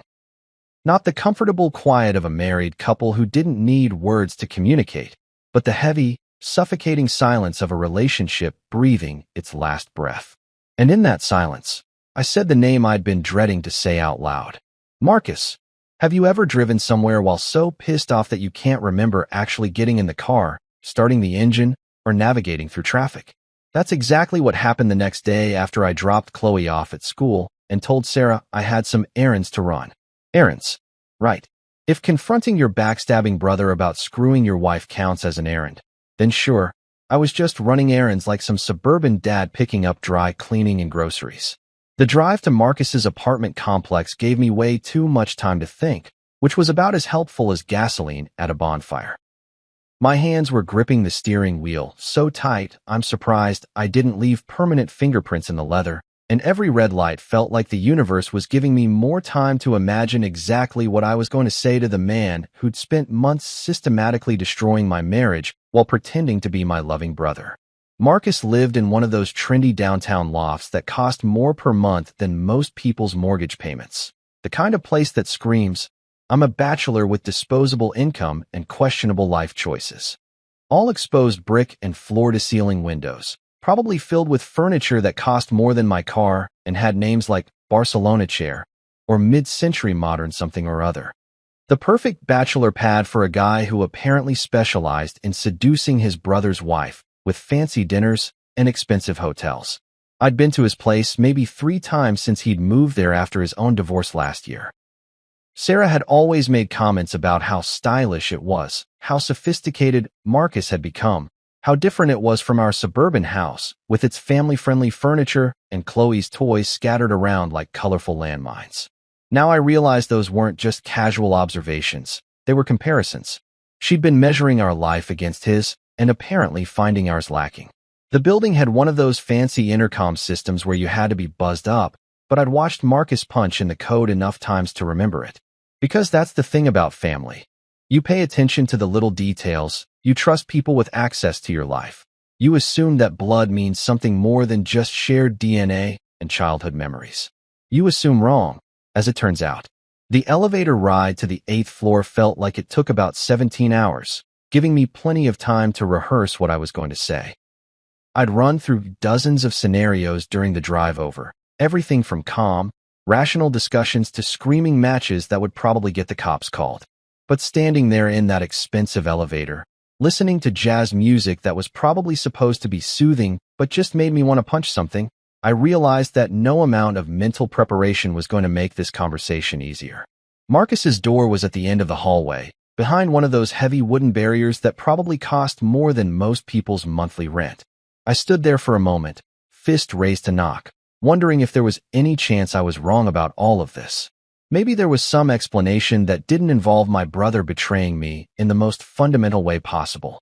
Maybe those text messages were fake, those hotel receipts were forgeries, and that phone call was some elaborate prank that had gotten way out of hand. But deep down, I knew better.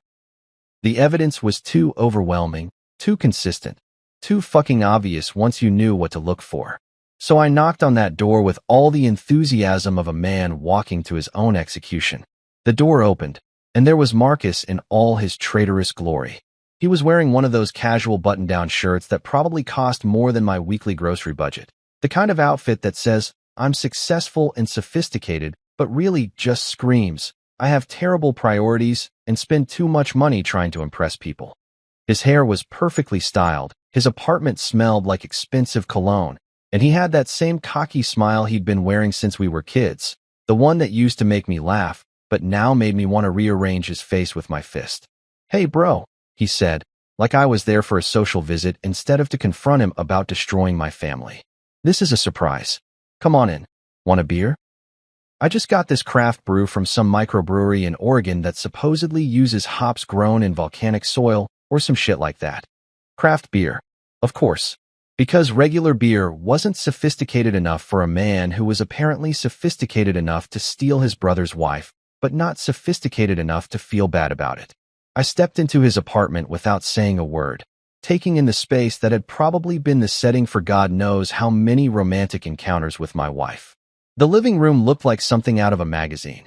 All clean lines and carefully placed accent pieces, with not a single family photo or personal touch that might suggest someone actually lived there instead of just posing for interior design photo shoots. Nice place, I said, and even I could hear the edge in my voice. Very intimate. Marcus was already heading toward his kitchen, probably to get those fancy beers he'd mentioned, but something in my tone must have registered because he stopped and turned around. For the first time since I'd arrived, he actually looked at me, really looked at me, and I saw his expression change from casual brotherly welcome to something that looked suspiciously like recognition. "You okay?" he asked, and there was just enough wariness in his voice to let me know that some part of him knew exactly why I was there. "You seem a little tense." Tense. Right. I was about as tense as a bowstring being pulled by the Incredible Hulk, and this asshole was going to stand there pretending he didn't know why. "I'm fine," I said, staying right where I was instead of following him deeper into his love nest. "Just wanted to have a conversation with my brother. You know, catch up on things. See what you've been up to lately." The fake smile on Marcus's face flickered like a TV with bad reception. He was smart enough to know that casual brotherly visits weren't really my style, especially not on a random Wednesday morning when I should have been at work. But he was also arrogant enough, or maybe just stupid enough, to think he could charm his way out of whatever this was. "Well, you know me," he said with that laugh I'd heard on Sarah's phone, the one that had started this whole nightmare. Same old Marcus. Working too much, dating too little, trying to figure out what the hell I'm doing with my life. Dating too little. Jesus Christ, the balls on this guy. He was standing there talking about his dating life, while he'd been systematically dating my wife for months. The sheer audacity was breathtaking in its scope. "Really?" I said, taking a step closer. "Because from what I hear, your dating life has been pretty active lately." That's when the mask finally started to slip. Marcus's casual smile froze in place like someone had hit the pause button on his performance, and I could practically see him running through possible responses in his head. Deny everything? Act confused? Double down on the innocent brother routine? "I don't know what you mean," he said, but his voice had lost that confident tone he'd been using since I walked in. Now he sounded like someone who was trying very hard to sound casual and failing spectacularly. "Sarah's phone rang yesterday," I said, watching his face like I was studying evidence at a crime scene. "While she was at the store?" I answered it. The color drained from Marcus's face so fast I thought he might actually faint. All that expensive styling and sophisticated posturing couldn't hide the look of a man who'd just realized he'd been caught with his hand in the cookie jar. Except instead of cookies, it was his brother's wife, and instead of a slapped wrist, he was looking at the complete destruction of what was left of our family. "Oh," he said, and that single syllable contained more guilt than a full confession. "Yeah," I said, taking another step closer. "Oh." Imagine my surprise when some guy started talking about my wife's underwear. Imagine my shock when that same guy said he loved her. And imagine my absolute fucking amazement when I realized the voice belonged to my own brother. Marcus didn't even try to deny it. Maybe he was too shocked, maybe he was too guilty, or maybe he was just too arrogant to think he needed to explain himself to me. Instead, he just stood there looking like a deer caught in headlights. If deer wore expensive shirts and lived in overpriced lofts and specialized in destroying their siblings' marriages. "I can explain," he finally said, which had to be the second most predictable response in the history of family betrayals, right after "it's not what you think." "Then explain," I said, crossing my arms and settling in for what was sure to be the performance of his lifetime. "Because I'm really curious to hear how you justify fucking my wife." The word hung in the air between us like a toxic cloud. I'd said it deliberately, choosing the crudest term I could think of because I wanted him to understand that this wasn't some romantic love story he could pretty up with flowery language and noble intentions. This was betrayal, plain and simple, and I wasn't going to let him dress it up as anything else. Marcus ran his hands through his perfectly styled hair, messing it up for probably the first time since I'd arrived. He looked around his apartment like he was seeing it for the first time, maybe finally understanding how it would look from my perspective, the setting for his affair with my wife, funded by money from our joint accounts. She needed someone, he said finally, and I almost laughed at the sheer weakness of his opening statement. You work all the time, and she was lonely, and things just happened. Things just happened. Like adultery was some kind of natural disaster that had struck without warning, instead of a deliberate choice made by two people who decided their own desires were more important than my family's stability. You know what they don't tell you about having your life systematically destroyed by the two people you trusted most? They don't mention that afterward, you have to keep functioning like a normal human being. You still have to go to work, pay bills, help your kid with homework, and pretend that your entire understanding of reality hasn't just been fed through a wood chipper and set on fire. It's like being expected to perform surgery while someone's hitting you in the head with a baseball bat, theoretically possible, but not exactly optimal conditions. The drive back from Marcus's apartment was a blur of rage, betrayal, and the kind of cold, calculating fury that comes when you realize you've been played by professionals. His pathetic excuses kept echoing in my head like a broken record. She needed someone. You work too much. We didn't mean to fall in love. Didn't mean to fall in love. Like love was some kind of accident that just happened when you weren't paying attention, instead of a choice made by two adults who decided that their feelings were more important than my family's stability. The really infuriating part was how he'd tried to make it sound noble, like he'd been doing Sarah some kind of favor by providing emotional support during her time of need. Emotional support. Right. I'm sure all those hotel receipts and expensive dinners were just part of his comprehensive counseling program. Dr. Marcus, specializing in adultery therapy with a minor in homewrecking. But here's the thing about betrayal. It doesn't just destroy your past, it poisons your future too. Every memory I had of family gatherings, holiday celebrations, and casual Sunday dinners was now contaminated with the knowledge of what had really been happening.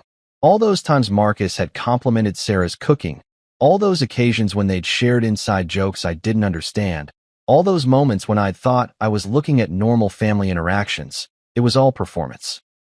A goddamn Oscar-worthy performance that had been playing in my own house while I sat in the front row, applauding like an idiot.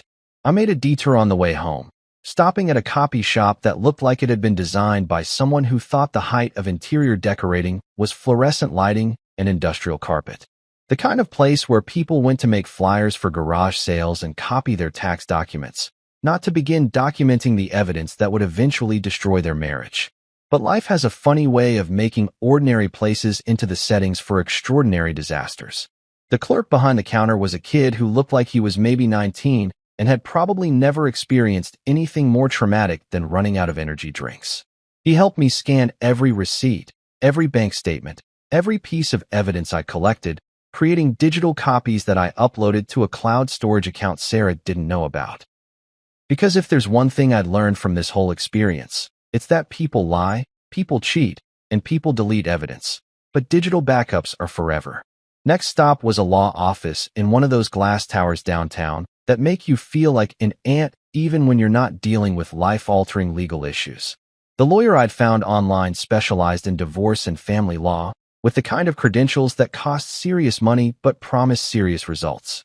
Her name was Rebecca Chun, and her reviews suggested she had a particular talent for handling cases involving adultery and financial deception, which, as it turned out, was exactly the kind of expertise I needed.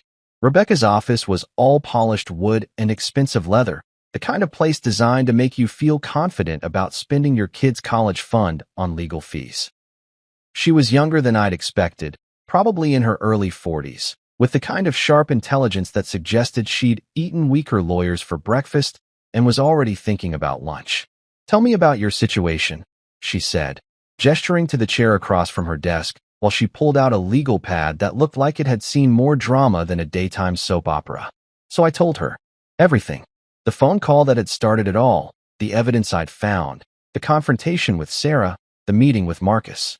I laid out the whole sordid story like I was presenting evidence to a jury, watching Rebecca's expression shift from professional interest to something that looked almost like sympathy.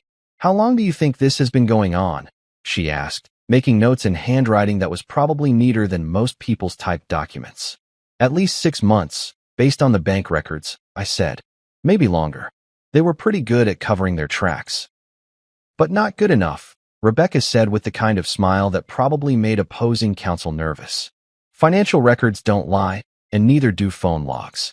You've done excellent documentation work. Most people come in here with suspicions and hurt feelings. You're coming in with evidence." Evidence. It felt weird to hear my destroyed marriage described in such clinical terms, but I was learning that divorce law was all about proof and documentation and turning human disasters into billable hours.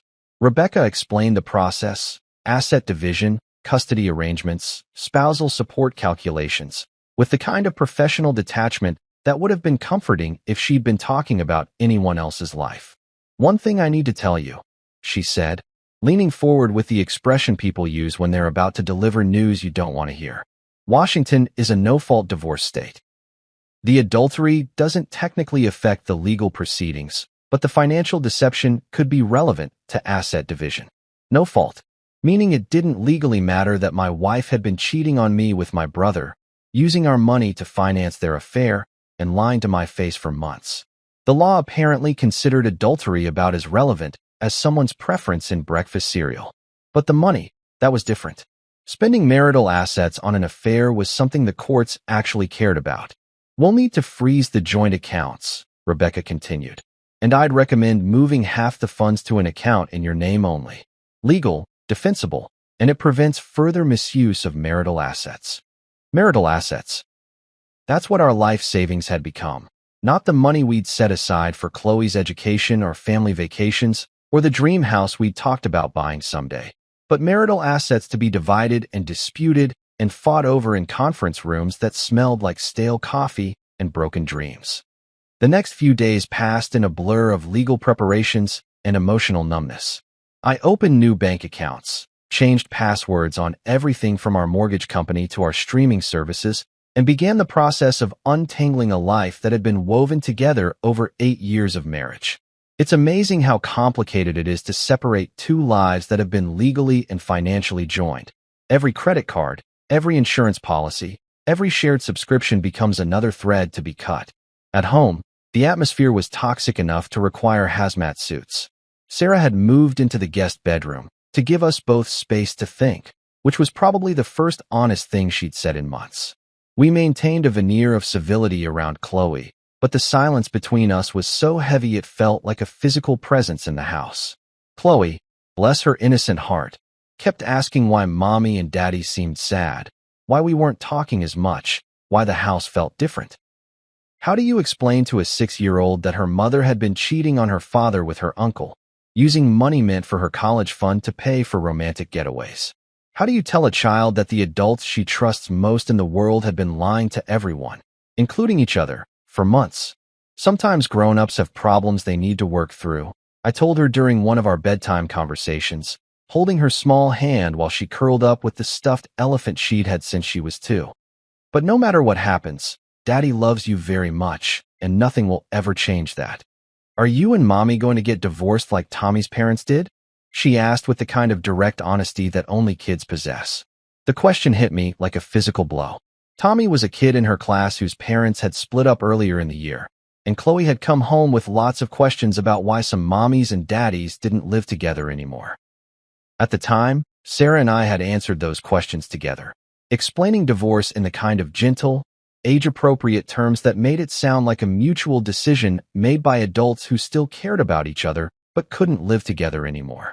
Now I was facing the possibility of having that same conversation about our own family. "I don't know, sweetheart," I said, because lying to her seemed wrong even if the truth was complicated. Sometimes marriages don't work out the way people hope they will.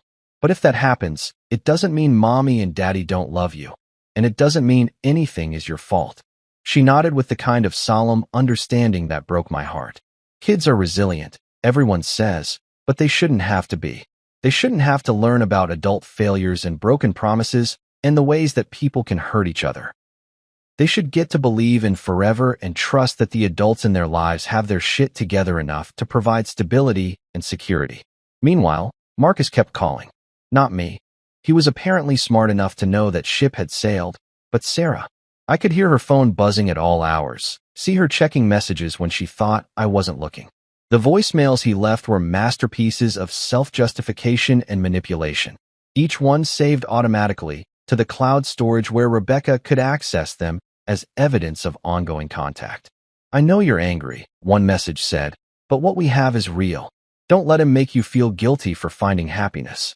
Finding happiness, like destroying my family, was some kind of noble quest for personal fulfillment instead of a selfish betrayal that had collateral damage in the form of a 6-year-old girl who didn't deserve to have her world turned upside down by adult stupidity. Another message was more direct. I love you, Sarah. Whatever happens with him, that doesn't change. We can get through this together. Together. The word made my stomach churn because it confirmed what I'd suspected. This wasn't just an affair that was ending now that they'd been caught. This was a relationship, a future they were planning, a life they wanted to build on the smoking ruins of my marriage. You know that moment in movies when the protagonist finally has enough evidence to confront the villain, and they dramatically spread everything out on a table like they're presenting the case to a jury? Well, turns out real life has its own version of that scene. Except instead of dramatic music and perfect lighting, you get the fluorescent buzz of your kitchen lights and the sound of your own heart hammering against your ribs like it's trying to escape before the shit hits the fan. I'd spent 3 days preparing for this moment, organizing every receipt, every bank statement, every call log, and every piece of evidence into neat little piles that told the complete story of my wife's betrayal.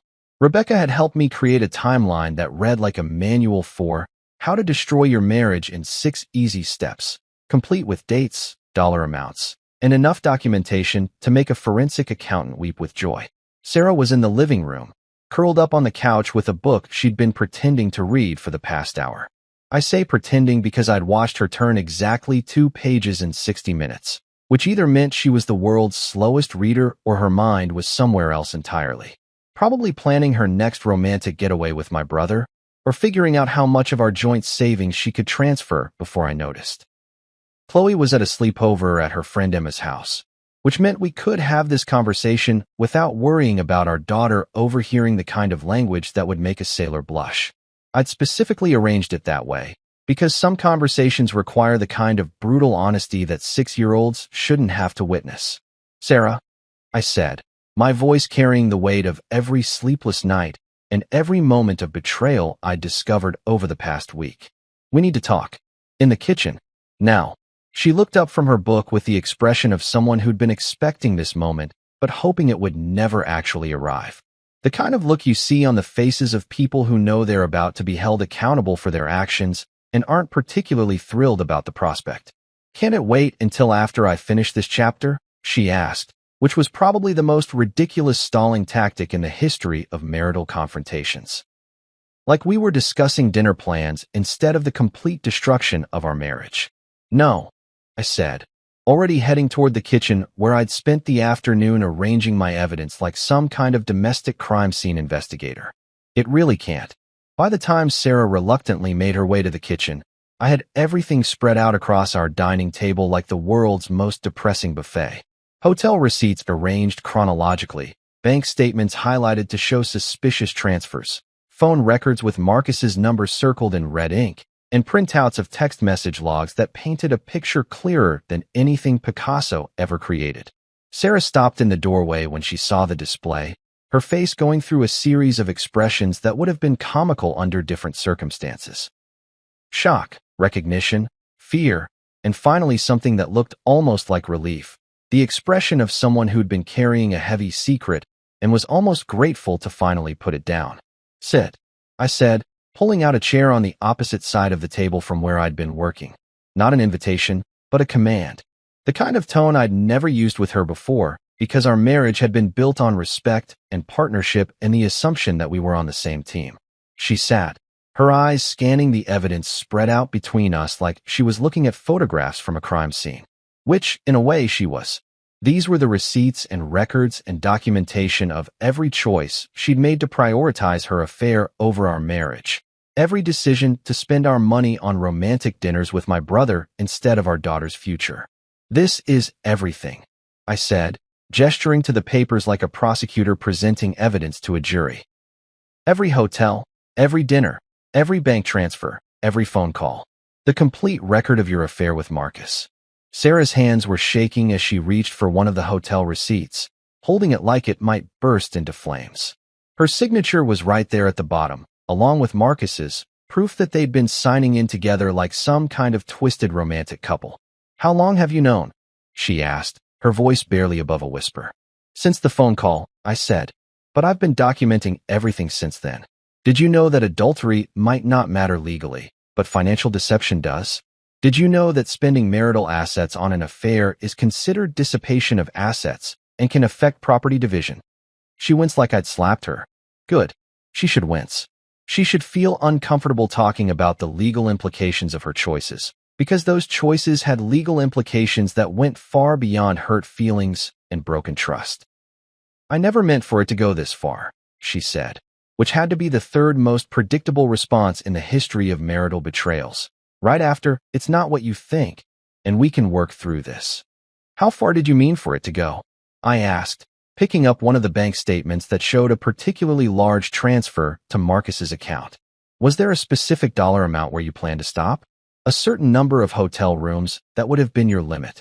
"It's not about the money," Sarah said, which was exactly what I'd expected her to say and exactly the wrong thing to say, while sitting across from thousands of dollars in evidence that it was absolutely about the money.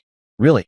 I said, holding up a receipt from that fancy French restaurant where they'd apparently celebrated their 3-month anniversary. "Because according to this, you spent $237 on dinner. That's more than we usually spend on groceries for a week." "But it's not about the money." Sarah started crying then, the kind of tears that come when you realize you've been caught and there's no way to explain away the evidence. Not the gentle tears of someone who's genuinely sorry, but the frustrated tears of someone who's mad that their secret life has been exposed. "You don't understand," she said between sobs. "Marcus makes me feel alive again. He pays attention to me. He listens to me. He makes me feel like I'm more than just a wife and mother. More than just a wife and mother." The words hit me like a physical blow, because being a wife and mother used to be something she was proud of. We used to joke about being a boring suburban family with our minivan and our mortgage and our weekend trips to Target. When had that become something she wanted to escape from instead of something she wanted to protect? "So this is my fault?" I asked, leaning back in my chair and trying to process the idea that my wife's affair was somehow a result of my failures as a husband. "I work 50 hours a week to support this family. I come home and help with homework and bedtime stories and weekend chores, and somehow that's not enough attention." "You work all the time," she said, like my job was some kind of hobby instead of the thing that paid for our house and our cars and her expensive dinners with my brother. "When was the last time we went out to dinner? Just the two of us? When was the last time you surprised me with flowers or told me I looked beautiful?" The questions hung in the air like accusations, and I felt something inside me snap. Not my temper, something deeper. The part of me that had been trying to understand her perspective, to find some way to make sense of her choices, to figure out how we'd gotten to this point. "When was the last time you told me you loved me and actually meant it?" I shot back. "When was the last time you kissed me without thinking about him? When was the last time you looked at our daughter and thought about how your choices might affect her future?" Sarah's tears stopped abruptly, like I'd flipped a switch. Her face hardened into an expression I'd never seen before, defensive, angry, and completely unrepentant. "Don't bring Chloe into this," she said. "This is between us." "No," I said, standing up and walking around the table until I was looking down at her.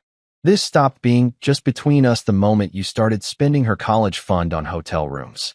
This stopped being just between us the moment you decided that your happiness was more important than her stability." That's when my phone buzzed with a text message.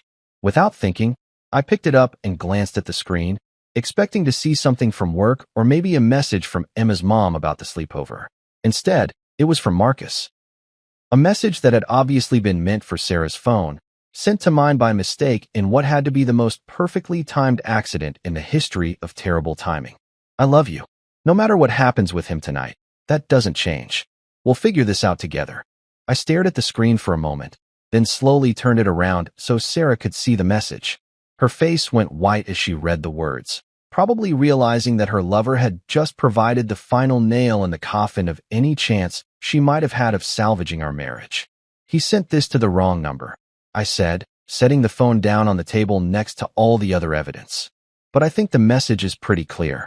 You two have been planning this confrontation, haven't you? You've been strategizing about how to handle me finding out. Sarah didn't deny it. She just sat there staring at the phone like it was a smoking gun, which it essentially was. The final piece of evidence that this wasn't just an affair that had gotten out of hand. It was a relationship, a future they were planning, a life they wanted to build together. I want you out, I said, the words coming from somewhere deep in my chest that I didn't even know existed. Tonight. Pack whatever you need for now, and I'll have the rest of your things sent wherever you want them. But I want you out of this house, away from our daughter, and out of my life. You can't kick me out, Sarah said, finally finding her voice again. This is my house too. Actually, I can, I said, pulling out the legal documents Rebecca had prepared for exactly this scenario. Temporary restraining order, based on financial abuse and emotional distress. You've got 2 hours to pack and leave, and then you're not allowed back without a court order. The look on Sarah's face when she saw the official letterhead was almost worth the pain of the past week. Almost. She realized that I hadn't been sitting around feeling sorry for myself.